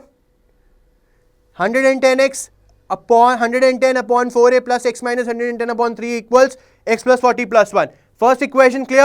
Now the second one. अब वो कह रहा है had the problem developed 30 kilometers further. मतलब अगर वो 140 किलोमीटर तक की स्पीड से सही चलता और उसके बाद वो प्रॉब्लम आती, तो टोटल टाइम से कितना ज्यादा टाइम लगा? 48/160, क्योंकि 48 मिनट्स लेट था. 12 मिनट्स सूनर था, बट लेट कितना था? 48 मिनट्स. और 48 मिनट्स को आर में कन्वर्ट करने के लिए मैं क्या करूंगा? डिवाइड बाय 60 करूंगा. तो अब हमारे सामने दो इक्वेशंस आ चुकी है.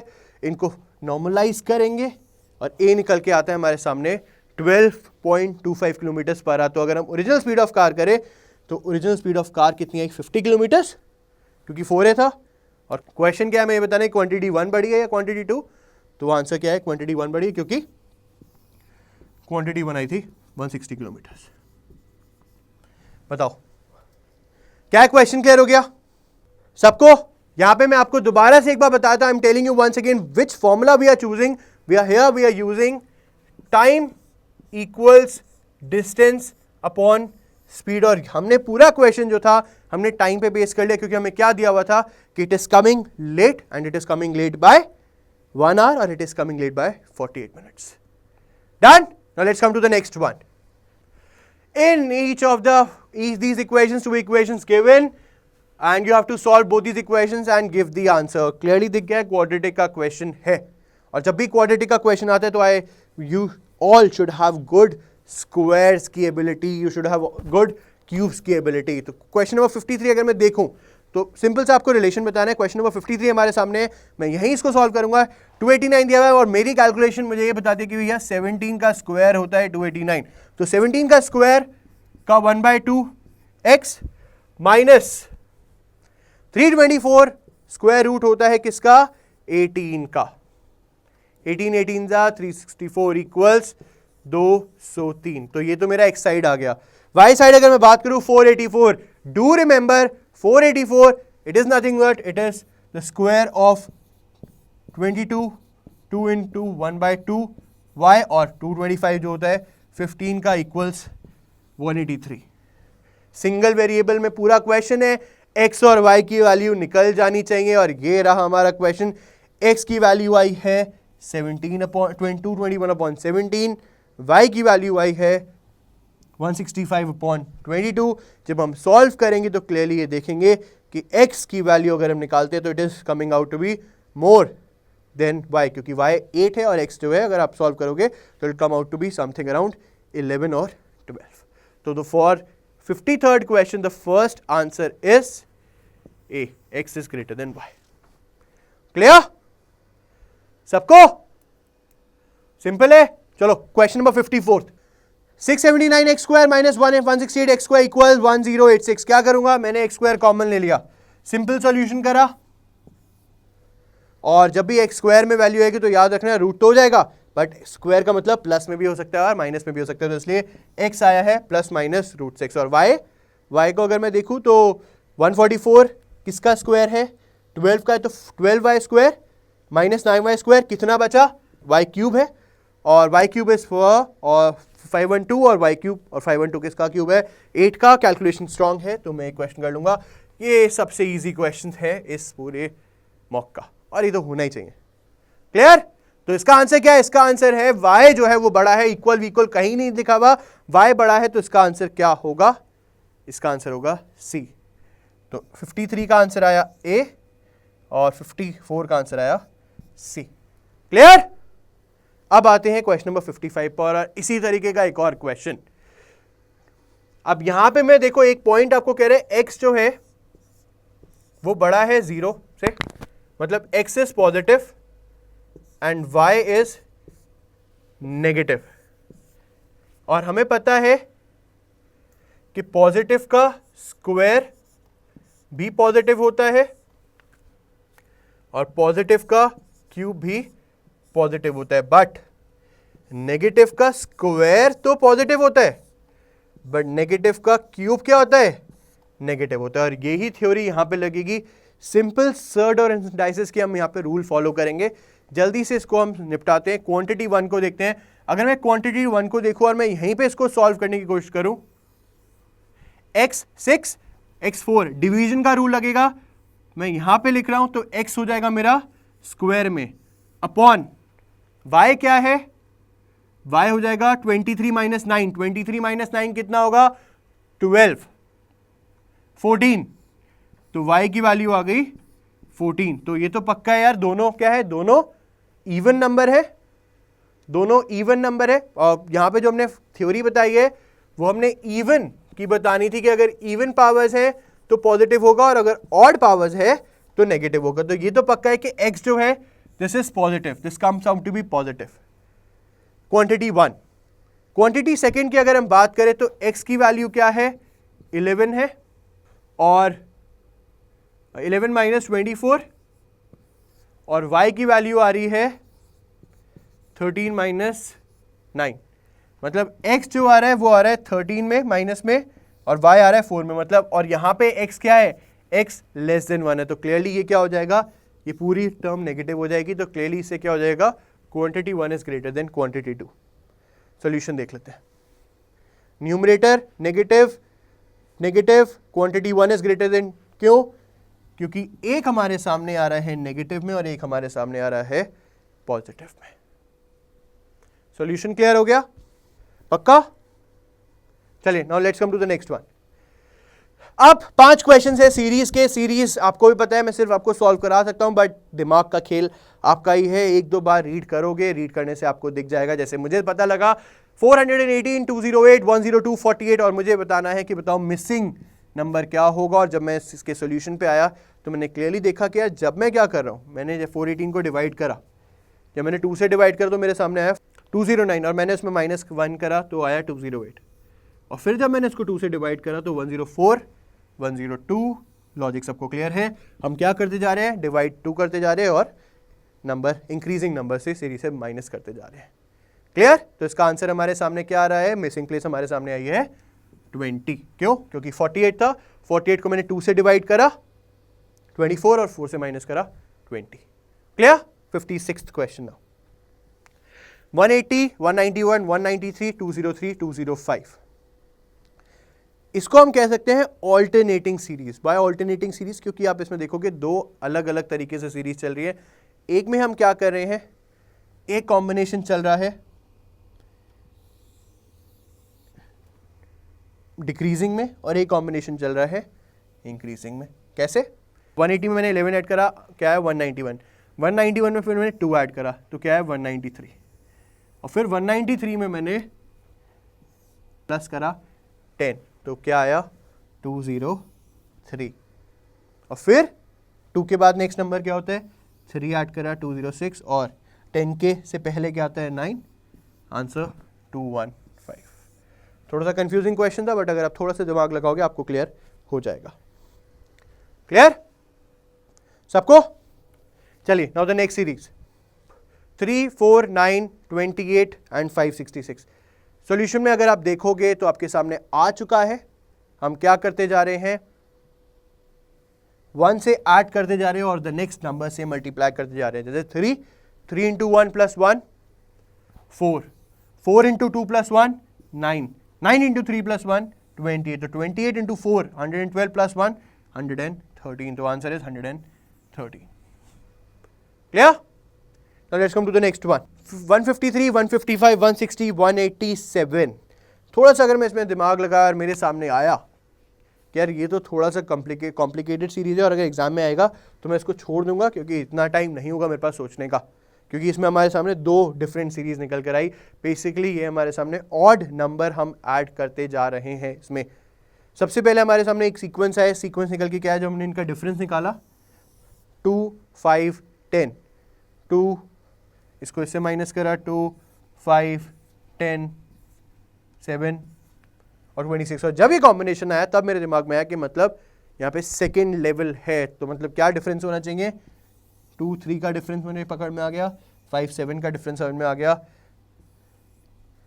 फिर 10 और 7 का डिफरेंस मेरे सामने समझ में आ गया।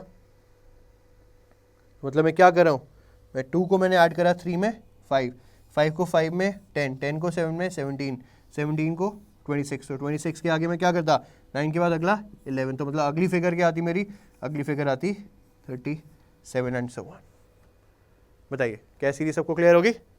और लास्ट क्वेश्चन देखते हैं, लास्ट पॉइंट जो सबसे डिफिकल्ट था। और यार ये तो आपको ना देख के ही पता लग जाएगा कि अगर आपके सामने दिख रहा है कि पॉइंट्स में आ गया है 1.5, 1.5, तो ये तो पक्का है कि जो लॉजिक लगाया गया है वो पॉइंट से कहीं ना कहीं तो मैच करेगा। और बट यहाँ पे जो था सिर्फ पॉइंट्स का लॉजिक नहीं था, यहाँ पे डबलिंग का लॉजिक था। कैसे? हमने 3 को क्या करा, हमने 3 को 0.5 से मल्टीप्लाई करा, तो ऑब्वियसली पॉइंट वैल्यू क्या हो गई 1.5, बट उसके बाद फिर मैंने इसको डबल करा, 2 से मल्टीप्लाई करा तो क्या आया 1 और 1, 1.5, 1, और फिर जब मैंने इसको 2 से मल्टीप्लाई करा मतलब मैं डबल करते जा रहा हूँ, तो 1.5 को 2 से करा 3, 3 को 4 से करा 12, 12 को 8 से करा 96 एंड सो ऑन। तो हमारा आंसर इसमें क्या आया 1536। बताइए क्या है, क्लियर सबको हुआ? तो स्टूडेंट्स ये हमारी सीरीज थी, एक बार मैं आपको दोबारा से दिखा देता हूँ।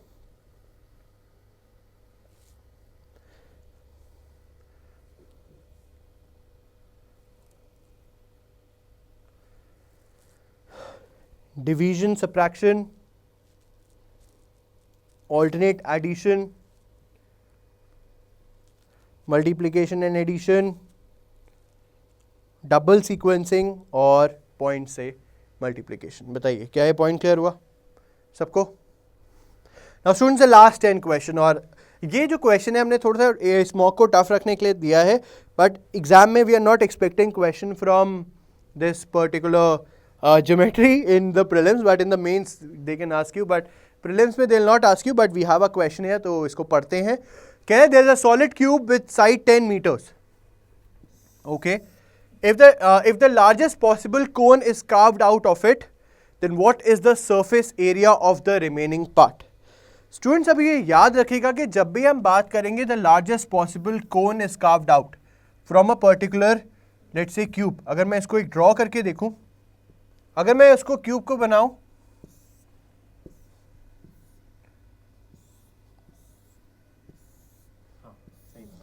ऊपर वाले को पहले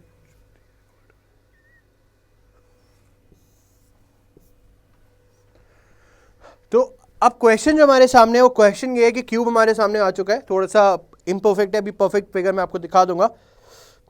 क्वेश्चन ये है कि क्यूब पे फोकस नहीं करना, फोकस करना है कि the largest possible cone that could be carved out from this particular box. तो ये ध्यान रखना, जो लार्जेस्ट पॉसिबल कोन होगा we have to take it from the base, मतलब बेस से ही आएगा सबसे मैक्सिमम कोन। तो मतलब it could be a situation like this. It's a rough diagram just to make you clear. What could be the maximum possible cone? This could be the maximum possible cone which can be carved out from a particular cube. और ये ध्यान रखना कि जो cube का जो अब हमें निकालना क्या है, इसमें अब ये पूछा है कि what is the surface area of the remaining part of, यहाँ पे किसका पूछा है, अब यहाँ पे वो क्यूब का पूछ रहा है। तो स्टूडेंट्स अब एक बहुत सिंपल सा पॉइंट हमने यहाँ पे ले रहे हैं कि हमने क्यूब लिया है एंड क्यूब में से हमने एक कोन लिया और कोन में से हमने एक पूरा पोर्शन निकाल दिया। जब हमने उसको कार्व्ड आउट करा तो ये ध्यान रखना कि ये जो पोर्शन है, मैं इसको शेड कर देता हूँ, ये हमारे सामने एक और पोर्शन, एक और एरिया आ गया जहाँ पे मुझे, अगर मुझे कहता है कि इसको पेंट कराना है तो मुझे वो पेंट कराना पड़ेगा। क्यों? क्योंकि मैंने इसको पूरा का पूरा निकाल दिया। बट ये जो साइड है, लेट्स से अगर मैं बात करूँ A B C, it's not a triangle, I am just to make you clear, मैं आपको बता रहा हूँ कि ए बी सी जो पोर्शन रहेगा we will also be including that portion। ये पॉइंट रखना है, यही इस क्वेश्चन का सबसे बड़ा ट्रिक है कि जब तुमने उसको निकाला है, एक अगर एग्जाम्पल तुमने अगर ईंट ली और ईंट में से एक कोना निकाल दिया, ईंट क्यूबॉइड की शेप की होती है, ईंट में से कोना निकाल दिया तो उसमें एक छेद आ गया। बट अगर तुमसे पूछता है कि मुझे पेंट कराना, तो वो एरिया भी तुम्हारे सामने आएगा, पक्का? तो वही इसमें लॉजिक है। अब हम सीधा आते हैं इसके सोल्यूशन पर। नाउ एरिया ऑफ क्यूब हमें पता है, एरिया ऑफ क्यूब कितना होगा, 6a square. Base of the cone is 25 pi centimeter square. तो अब अगर हम बात करें कोन की, जो हमने कोन कार्व्ड आउट करा है, कोन हमने किस पे लिया है, कोन हमने बेस पर लिया है। बेस कितना था, 10 मीटर्स, और बेस को अगर हम देखें तो क्या है, ये सर्कल आ रहा है, तो सर्कल का क्या होगा area, pi are square. 10 meters क्या है, डायमीटर है, 10 है तो रेडियस क्या होगा, 10/2 इक्वल्स 5। पक्का? तो बेस ऑफ कोन तो समझ में आ गया, पाई आर स्क्वायर, आर कितना है 5, 25 pi square. Area of cube 6 centimetre square था, ये टोटल एरिया था। इसमें से बेस हमने निकाल दिया है, बेस अलग आ गया है, बट एक ये जो नया पोर्शन है ये क्यूब में ऐड हो गया है। और मुझे पता है कि जब मैं कोन की बात करता हूं तो कोन में मेरे सामने एक फॉर्मूला जो आता है वो क्या आता है, वो आता है पाई आर एल। याद आया कुछ? लेटरल सरफेस एरिया या curve surface area of cone का क्या होता है, पाई आर एल, और एल होती है हमारी स्लैंट हाइट। और जब मैं क्यूब की बात करूंगा तो यहां पे स्लैंट हाइट कैसे निकलेगी, पाई क्या है, पाई तो पाई है, आर क्या है 5, एल क्या होगा, पाइथागोरस याद है, ये होता है एल। तो ये हुआ 5 स्क्वायर, ये कितना हुआ 10 स्क्वायर, क्योंकि 10 लेंथ थी, 5 स्क्वायर प्लस 10 स्क्वायर, तो पाई 5 कितना आया 125। यही सॉल्यूशन हमने यहां पे दिया भाई, बताओ क्या ये समझ में आया? तो लेटरल सरफेस हमारे सामने क्या आया 25 अंडर रूट 5 सेंटीमीटर स्क्वायर। हमें फर्दर डिटेलिंग में नहीं जाना क्योंकि ऑप्शन हमें इसी तरीके से दिए हुए हैं। अब अगर हम बात करें एरिया निकल के क्या आएगा, टोटल कितना आया 6a स्क्वायर, माइनस करोगे बेस क्योंकि जो एक बेस था वो तो निकल गया, बट ऐड होगा जो हमारे सामने कर्व सरफेस एरिया है। इसीलिए हमारे सामने जो न्यू सरफेस एरिया आया है उसमें हमने ये चीज़ें लिया और मैंने हाईलाइट भी करा है, area of cube minus area of base of cone क्या था पाई आर स्क्वायर, तो वो है हमारे सामने 25 पाई और प्लस CSA दैट इज 25 5 पाई और एरिया ऑफ कोन हमारे सामने आया 600 प्लस 25 5 पाई √5 बाय -1 पाई। तो ऑप्शन कौन सा होगा मेरे सामने, ऑप्शन होगा डी। बताओ क्या पॉइंट क्लियर हुआ यहाँ पे। इस in this question the important point is when you are extracting out a cone, पूरा का पूरा बेस खत्म कर रहे हो तो बेस तो माइनस होगा ही होगा, बट जब तुम बेस खत्म कर रहे हो वहां पे तुमने एक लेटरल सरफेस एरिया दे दिया है, क्यों, क्योंकि वहां पे सॉर्ट ऑफ एक होल कर दिया है, और जब आपने होल कर दिया है तो इसलिए we are using that this logic. ये लॉजिक है, बेस तो चला गया बट ये जो होल है ये अभी भी यहां पे आप कर गए। ठीक है जी, थोड़ा कॉम्प्लिकेटेड है बट SBI में जाना है तो टफनेस से तो भिड़ना ही पड़ेगा ना। चलो अब बढ़ते हैं क्वेश्चन नंबर 62 की तरफ। This is one of the simple question. 3 different numbers are selected at random from a set of 1, 2, 3 to 10. The probability that the product, अब देखो यहाँ पे याद रखना, जब भी 3 different numbers कह रहा है 10 में से, तो फॉर्मूला में पता है कि ऑब्जर्वेशन इसमें क्या होगा 10C3 के, मैं कोई से भी 3 इसमें से उठा सकता हूं, परम्यूटेशन कॉम्बिनेशन का हम यूज करेंगे।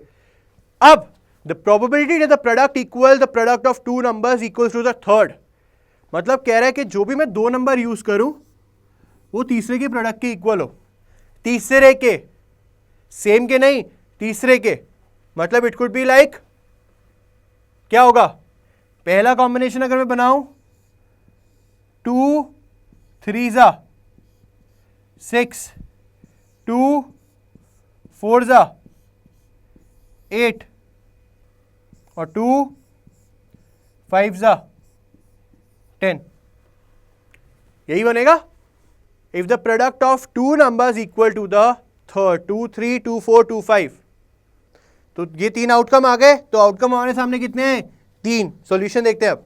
10 फैक्टोरियल क्या आया 120, पॉसिबल कितने सेट है 3, तो 3 बाय 120, और जब 3 बाय 120 को सॉल्व करेंगे तो क्या आएगा 1/40।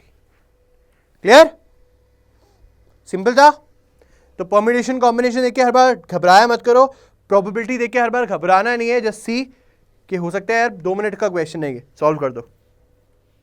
ठीक है जी, चलिए now let's move on to the next one. The height of a cone is 30 centimetre, a small cone is cut off from the top. बनाते हैं पहले कोन को।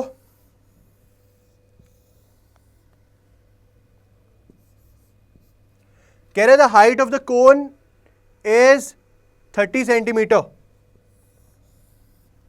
Okay, a small cone is cut out of the top from by a plane base parallel to the base. Okay, हम कहते हैं कि चलो ये काट दिया, ये छोटा हो गया, तो बड़े वाले को आर ले लेते हैं, छोटे वाले को स्मॉल आर लेते हैं, बड़े वाले को कैपिटल एच लेते हैं हाइट, और छोटे वाले की स्मॉल लेते हैं। कह रहे the volume of the smaller cone is 1/27 of the given cone, तो volume of small cone is 1/27 of volume of big cone. तो बताओ छोटा एच कितना आएगा। वॉल्यूम ऑफ कोन भूल गए हो गए अब तक, तो बता देता हूं 1/3 pi are square H. It's a typical geometry question. Geometry में हमने सिमिलर ट्राइंगल्स पढ़ते हैं, सिमिलर ट्राइंगल्स करके हमें यहाँ पे congruent similar triangles having this sides in similar और इन सेम प्रपोर्शन, ये लॉजिक हमें इसमें लगाना पड़ेगा। कैसे, चलिए अप्लाई करके देखते हैं। ये हमारे सामने एक प्रॉपर डायग्राम है, क्योंकि आपको पता है कि डायग्राम जब भी हम इस पे बनाते हैं with the help of a stylist, तो we are not that much comfortable, तो इसलिए we have a diagram now.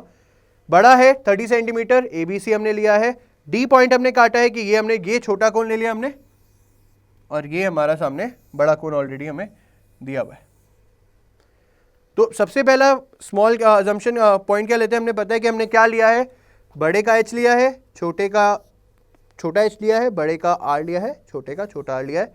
तो वॉल्यूम बिग कोन का पाई आर स्क्वायर एच, स्मॉल कोन का पाई स्क्वायर एच। और अजम्पशन क्या है, अजम्पशन क्या है, पॉइंट ये है कि स्मॉल जो है वो 1/27 ऑफ लार्ज है, तो 1/πr² इज 1/27, 1/3 πr², तो कट कटा के तुम्हारे सामने जो एक इक्वेशन बन के आ रही है वो r² अपॉन r² इज 1/27। ठीक है, ये सबको आ गया, यहां तक तो वो इजी था। अब क्वेश्चन ये है कि अगली अजम्पशन निकालोगे कैसे। अब अगली अजम्पशन में we'll use what, we'll use a similar triangle theory. अब हमारे सामने दो ट्रायंगल आए हैं, ट्रायंगल ADC, ABC और ADE, दो ट्रायंगल है ADE और ABC। कॉन्ग्रुएंसी प्रूफ करते हैं, सिमिलर प्रूफ करते हैं कि यार ये तो 90 डिग्री है, ठीक है, और एंगल ए जो है दोनों में कॉमन है। तो by double A property we are saying कि दोनों के दोनों ट्रायंगल्स क्या है, सिमिलर है, और अगर दोनों ट्रायंगल सिमिलर होते हैं तो उनकी साइड्स का जो रेशियो होता है वो भी क्या होता है, इक्वल होता है। तो यहां से हमारे सामने आया क्या, H upon capital H equal R upon capital R। अब यहां पे इसको हम क्या करेंगे, इंसर्ट करेंगे, और जब हम इंसर्ट करेंगे तो हमारे सामने जो वैल्यू जो कट कटा कर आएगी वो क्या आएगी, H इक्वल्स 10। बताइए क्या पॉइंट सबको क्लियर है, पक्का। Now let's move on to the next one, question number 64। This is one of the interesting question. ये क्वेश्चन मुझे बहुत अच्छा लगा, क्योंकि इसमें क्या है, ये क्वेश्चन हमें बताते हैं कि यार सिर्फ मैथ जो है फॉर्मूले इसमें नहीं खेली जाती, मैथ्स में सिर्फ और सिर्फ लॉजिक्स होते हैं, और सिर्फ और सिर्फ तेज दिमाग होता है, और थोड़ी बहुत अवेयरनेस होती है। अगर आप कैच कर लो उस चीज़ को तो अब आराम से आप क्वेश्चन को निपटा दोगे।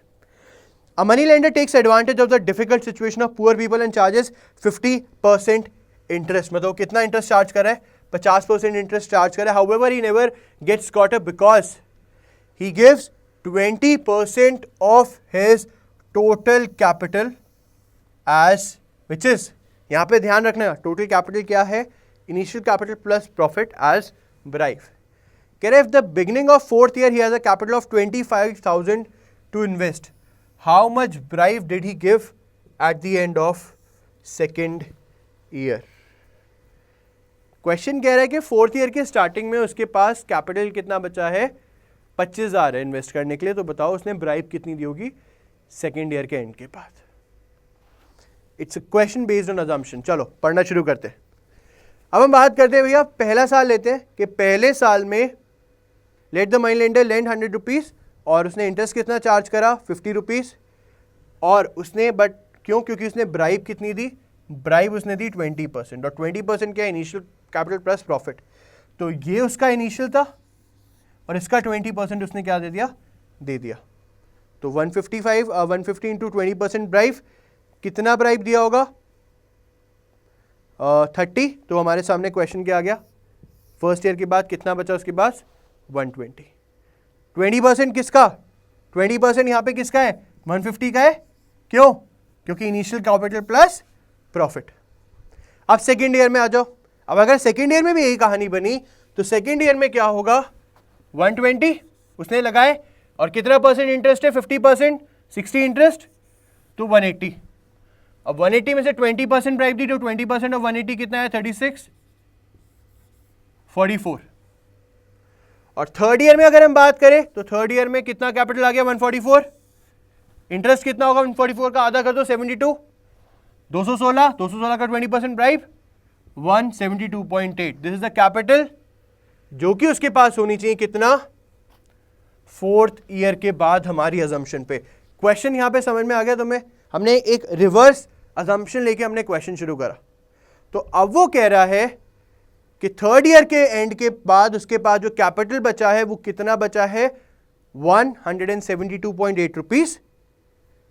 तो अगर हम क्वेश्चन देखें तो 172.8 रुपीज किसके इक्वलेंट होना चाहिए, 25,000 के। तो वही हमने यहां पे अजम्पशन करा है। इतना पॉइंट सबको क्लियर हो गया। क्वेश्चन में अब हमें क्या बताना है, हमें बताना है कि बताओ how much bribe did he give in the second year. Second year में उसने ब्राइब कितनी दी थी, सेकंड ईयर में उसने ब्राइब दी थी 36 रुपीज। तो अब हमारे सामने क्या क्वेश्चन आएगा, तो ये तो अब ये क्या हो गया 36 इंटू 25,000 अपॉन 172.8, यही होगा। और जब हम इसको सॉल्व करेंगे तो आंसर हमारे सामने क्या आएगा 5200। बताइए क्या है क्वेश्चन समझ में आया? हमने सीधा सीधा इक्वेट कर दिया। हमने कहा कि जब अमाउंट उसके पास था 172 रुपए, या जब उसने अब 172 रखे इज इक्वल टू 25,000 रुपए, उसने सेकेंड ईयर में ब्राइब उसने दी 36, तो 36 के इक्विवेलेंट कितना होगा? जो अमाउंट है 25,000 by 172 to get the exact और इनटू 36, तो आंसर हमारे सामने आया 5200। इसलिए मैं कहता हूं इसमें कोई ज्यादा हमने मैथ्स यूज नहीं करी है, इसमें सिर्फ और सिर्फ हमने इसमें लॉजिक यूज करा है। Clear? Now let's come to question number 65। This is also one of the question जो कि मुझे बहुत आसान लगा। Trader A and B buy two goods for 1000 rupees and 2000 rupees. A ने बाय करा 1000 रुपीज का और बी ने बाय करा 2000 रुपीज का। Trader A marks his goods up by X% and sells this at mark price.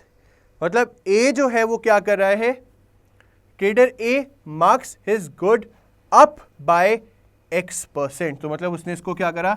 X% से increase कर दिया और इसको मार्केट प्राइस पे बेचा। तो मतलब market price could be 1000 plus X% of 1000। और बी ने क्या करा? वाइल बी ने अब करा 2X% से, बट उसने क्या करा? उसने डिस्काउंट करके बेचा by X%। If both makes the same non zero profit, मतलब दोनों का जो प्रॉफिट है वो जीरो है, तो बताओ एक्स क्या होगा? क्वेश्चन समझ में आ गया? जल्दी से इसका सॉल्यूशन देखते हैं। ए ने 1000 रुपए, बी ने 2000 रुपए। तो अब अगर हम इस क्वेश्चन को देखें तो क्वेश्चन हमारे सामने बहुत सिंपल है। हमें पता है कॉस्ट प्राइस ए का 1000 रुपए था और बी का कितना था? बी का 2000 रुपए था। ए ने क्या करा? ए ने अपनी कॉस्ट प्राइस को क्या करा? उसने जो उसने मार्क प्राइस रखी अपनी X% बढ़ा दी। तो X% जब बढ़ाएगा तो X% में उसने ये बढ़ाया होगा, तो अल्टीमेटली उसकी जो सेलिंग प्राइस आ गई वो कितनी आ गई? वो आ गई 1000 प्लस 10x, क्योंकि उसने 10x करके बढ़ा दिया। और ए का प्रॉफिट अगर हम निकालें तो प्रॉफिट हमें पता है क्या होता है? SP minus CP। तो ए का प्रॉफिट हमारे सामने आया है SP माइनस CP। CP था 1000 और SP था 1000 प्लस x प्लस 10x, तो आंसर हमारे सामने आएगा profit of A is 10x। अब अगर हम बात करें बी की, तो बी के केस में बी ने क्या करा? बी ने अगर हम बी की कॉस्ट प्राइस है 2000, अगर हम बी की मार्क प्राइस देखें तो मार्क प्राइस क्या है?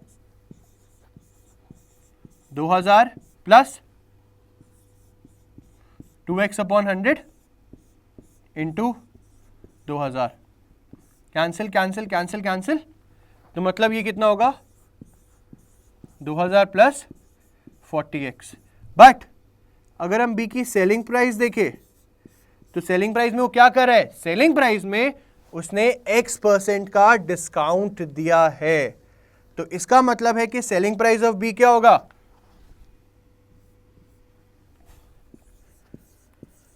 $2000 प्लस 40x माइनस X% का डिस्काउंट है X अपॉन 100, 2000 प्लस 40x। और जब हम दोनों को इक्वेट करेंगे तो हमारे सामने निकल के आएगी कि प्रॉफिट ऑफ बी क्या आया? 2000x minus 40x square. तो मतलब देखा जाए तो प्रॉफिट ऑफ बी की इक्वेशन सॉल्व करके क्या है हमारे सामने?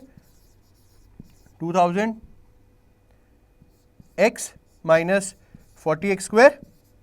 दोनों को इक्वेट करेंगे, x की वैल्यू क्या आ गई? 25%। बताओ, clear? It's a simple formula of profit and loss. ये सिंपल प्रॉफिट एंड लॉस का फॉर्मूला है। Clear? Now let's come to the last one. अब ये हमारे सामने सारे के सारे सिंप्लीफिकेशन और अप्रोक्सीमेशन के क्वेश्चंस हैं। इनके लिए कैलकुलेशन स्ट्रांग होना जरूरी होता है। जैसे अगर हम पहला क्वेश्चन देखें 66 देखें तो 444 प्लस 333 प्लस 22 प्लस 1 और into 2 into 3 into 4 into 5 into T.3। अब यहाँ पे आपको ध्यान रखना है कि ये एक ब्रैकेट में है, तो पहले इसको सॉल्व करेंगे उसके बाद हम इसको सॉल्व करेंगे। तो जब आप इसको देखोगे तुम्हारे सामने ये निकल कर आएगा 4800 माइनस 120 इंटू 2.582 और आंसर आया 11850. ठीक है. Now the next one approximation का है 1.23 प्लस 2.34, 2.34 प्लस 1.23. जब इसको आप सॉल्व करोगे तो यहां पे जो आपका सोल्यूशन होगा, you have to open the squares, और जब आप स्क्वायर्स को ओपन करोगे तो हमारे सामने जो इक्वेशन, जो हमारे सामने जो आंसर आएगा, that will be 63. Simple square वाला फॉर्मूला, और कोई तरीका नहीं है इसको सॉल्व करने का. Now the next one 17% of 760 plus 57% of 78.99 plus 77.77. You have to solve it. This is simple calculation question. कुछ नहीं करना, तो 17 upon 100 into 760 plus 57 upon 100 into 7.89 plus 7.77, और you have to then find the sum. ठीक है. उसके बाद अगर हम नेक्स्ट की बात करें तो 35.99, 32.032, 68.10.998. अब यहाँ पे अप्रॉक्सीमेट कह रहा है, तो सिंस यहाँ पे अप्रॉक्सीमेट कह रहा है तो हम पहला स्टेप क्या रखेंगे, इसको 36 बोल देंगे, इसको 32 बोल देंगे, इसको 68 बोल देंगे और इसको 11 बोल देंगे, और यही हमने यहाँ पे करा है. तो ये आपका आ गया 68x इक्वल 68 अपॉन 11x, और x 1 माइनस 1/2 रूट एक्स आया 11, और x स्क्वायर करेंगे तो आंसर आ गया 121. और अगर हम लास्ट क्वेश्चन के बारे में आए तो लास्ट क्वेश्चन भी इसी तरीके से हमने एक अप्रॉक्सीमेशन का सीधा, क्योंकि यहाँ पे ऑप्शंस में डिफरेंस ज़्यादा था, तो हमने अप्रॉक्सीमेशन का सिंपल रूल यूज़ कर दिया. 3, 10, 8, 4 स्क्वायरिंग बोथ साइड 189, और द क्लोजेस्ट वैल्यू इज 190. याद रखना अप्रॉक्सीमेशन में कभी कम मत करना. 189 है तो क्लोज वाला 189 नहीं, 190 होगा. क्यों? क्योंकि आगे न्यूमरल्स भी है. तो students, this was the mock discussion, all India mock discussion of quant. If we talk it about the examination point of view, तो 15 क्वेश्चंस आराम से हो सकते थे. सॉल्यूशन के बाद आई थिंक आपको पता लग गया होगा. और मैं बता दूं, this is a new trial which we are doing. This is the first video of the solutions. If you have any queries, if you have any suggestions, do mail us, do write on the comment section so that we can evolve with something new every time.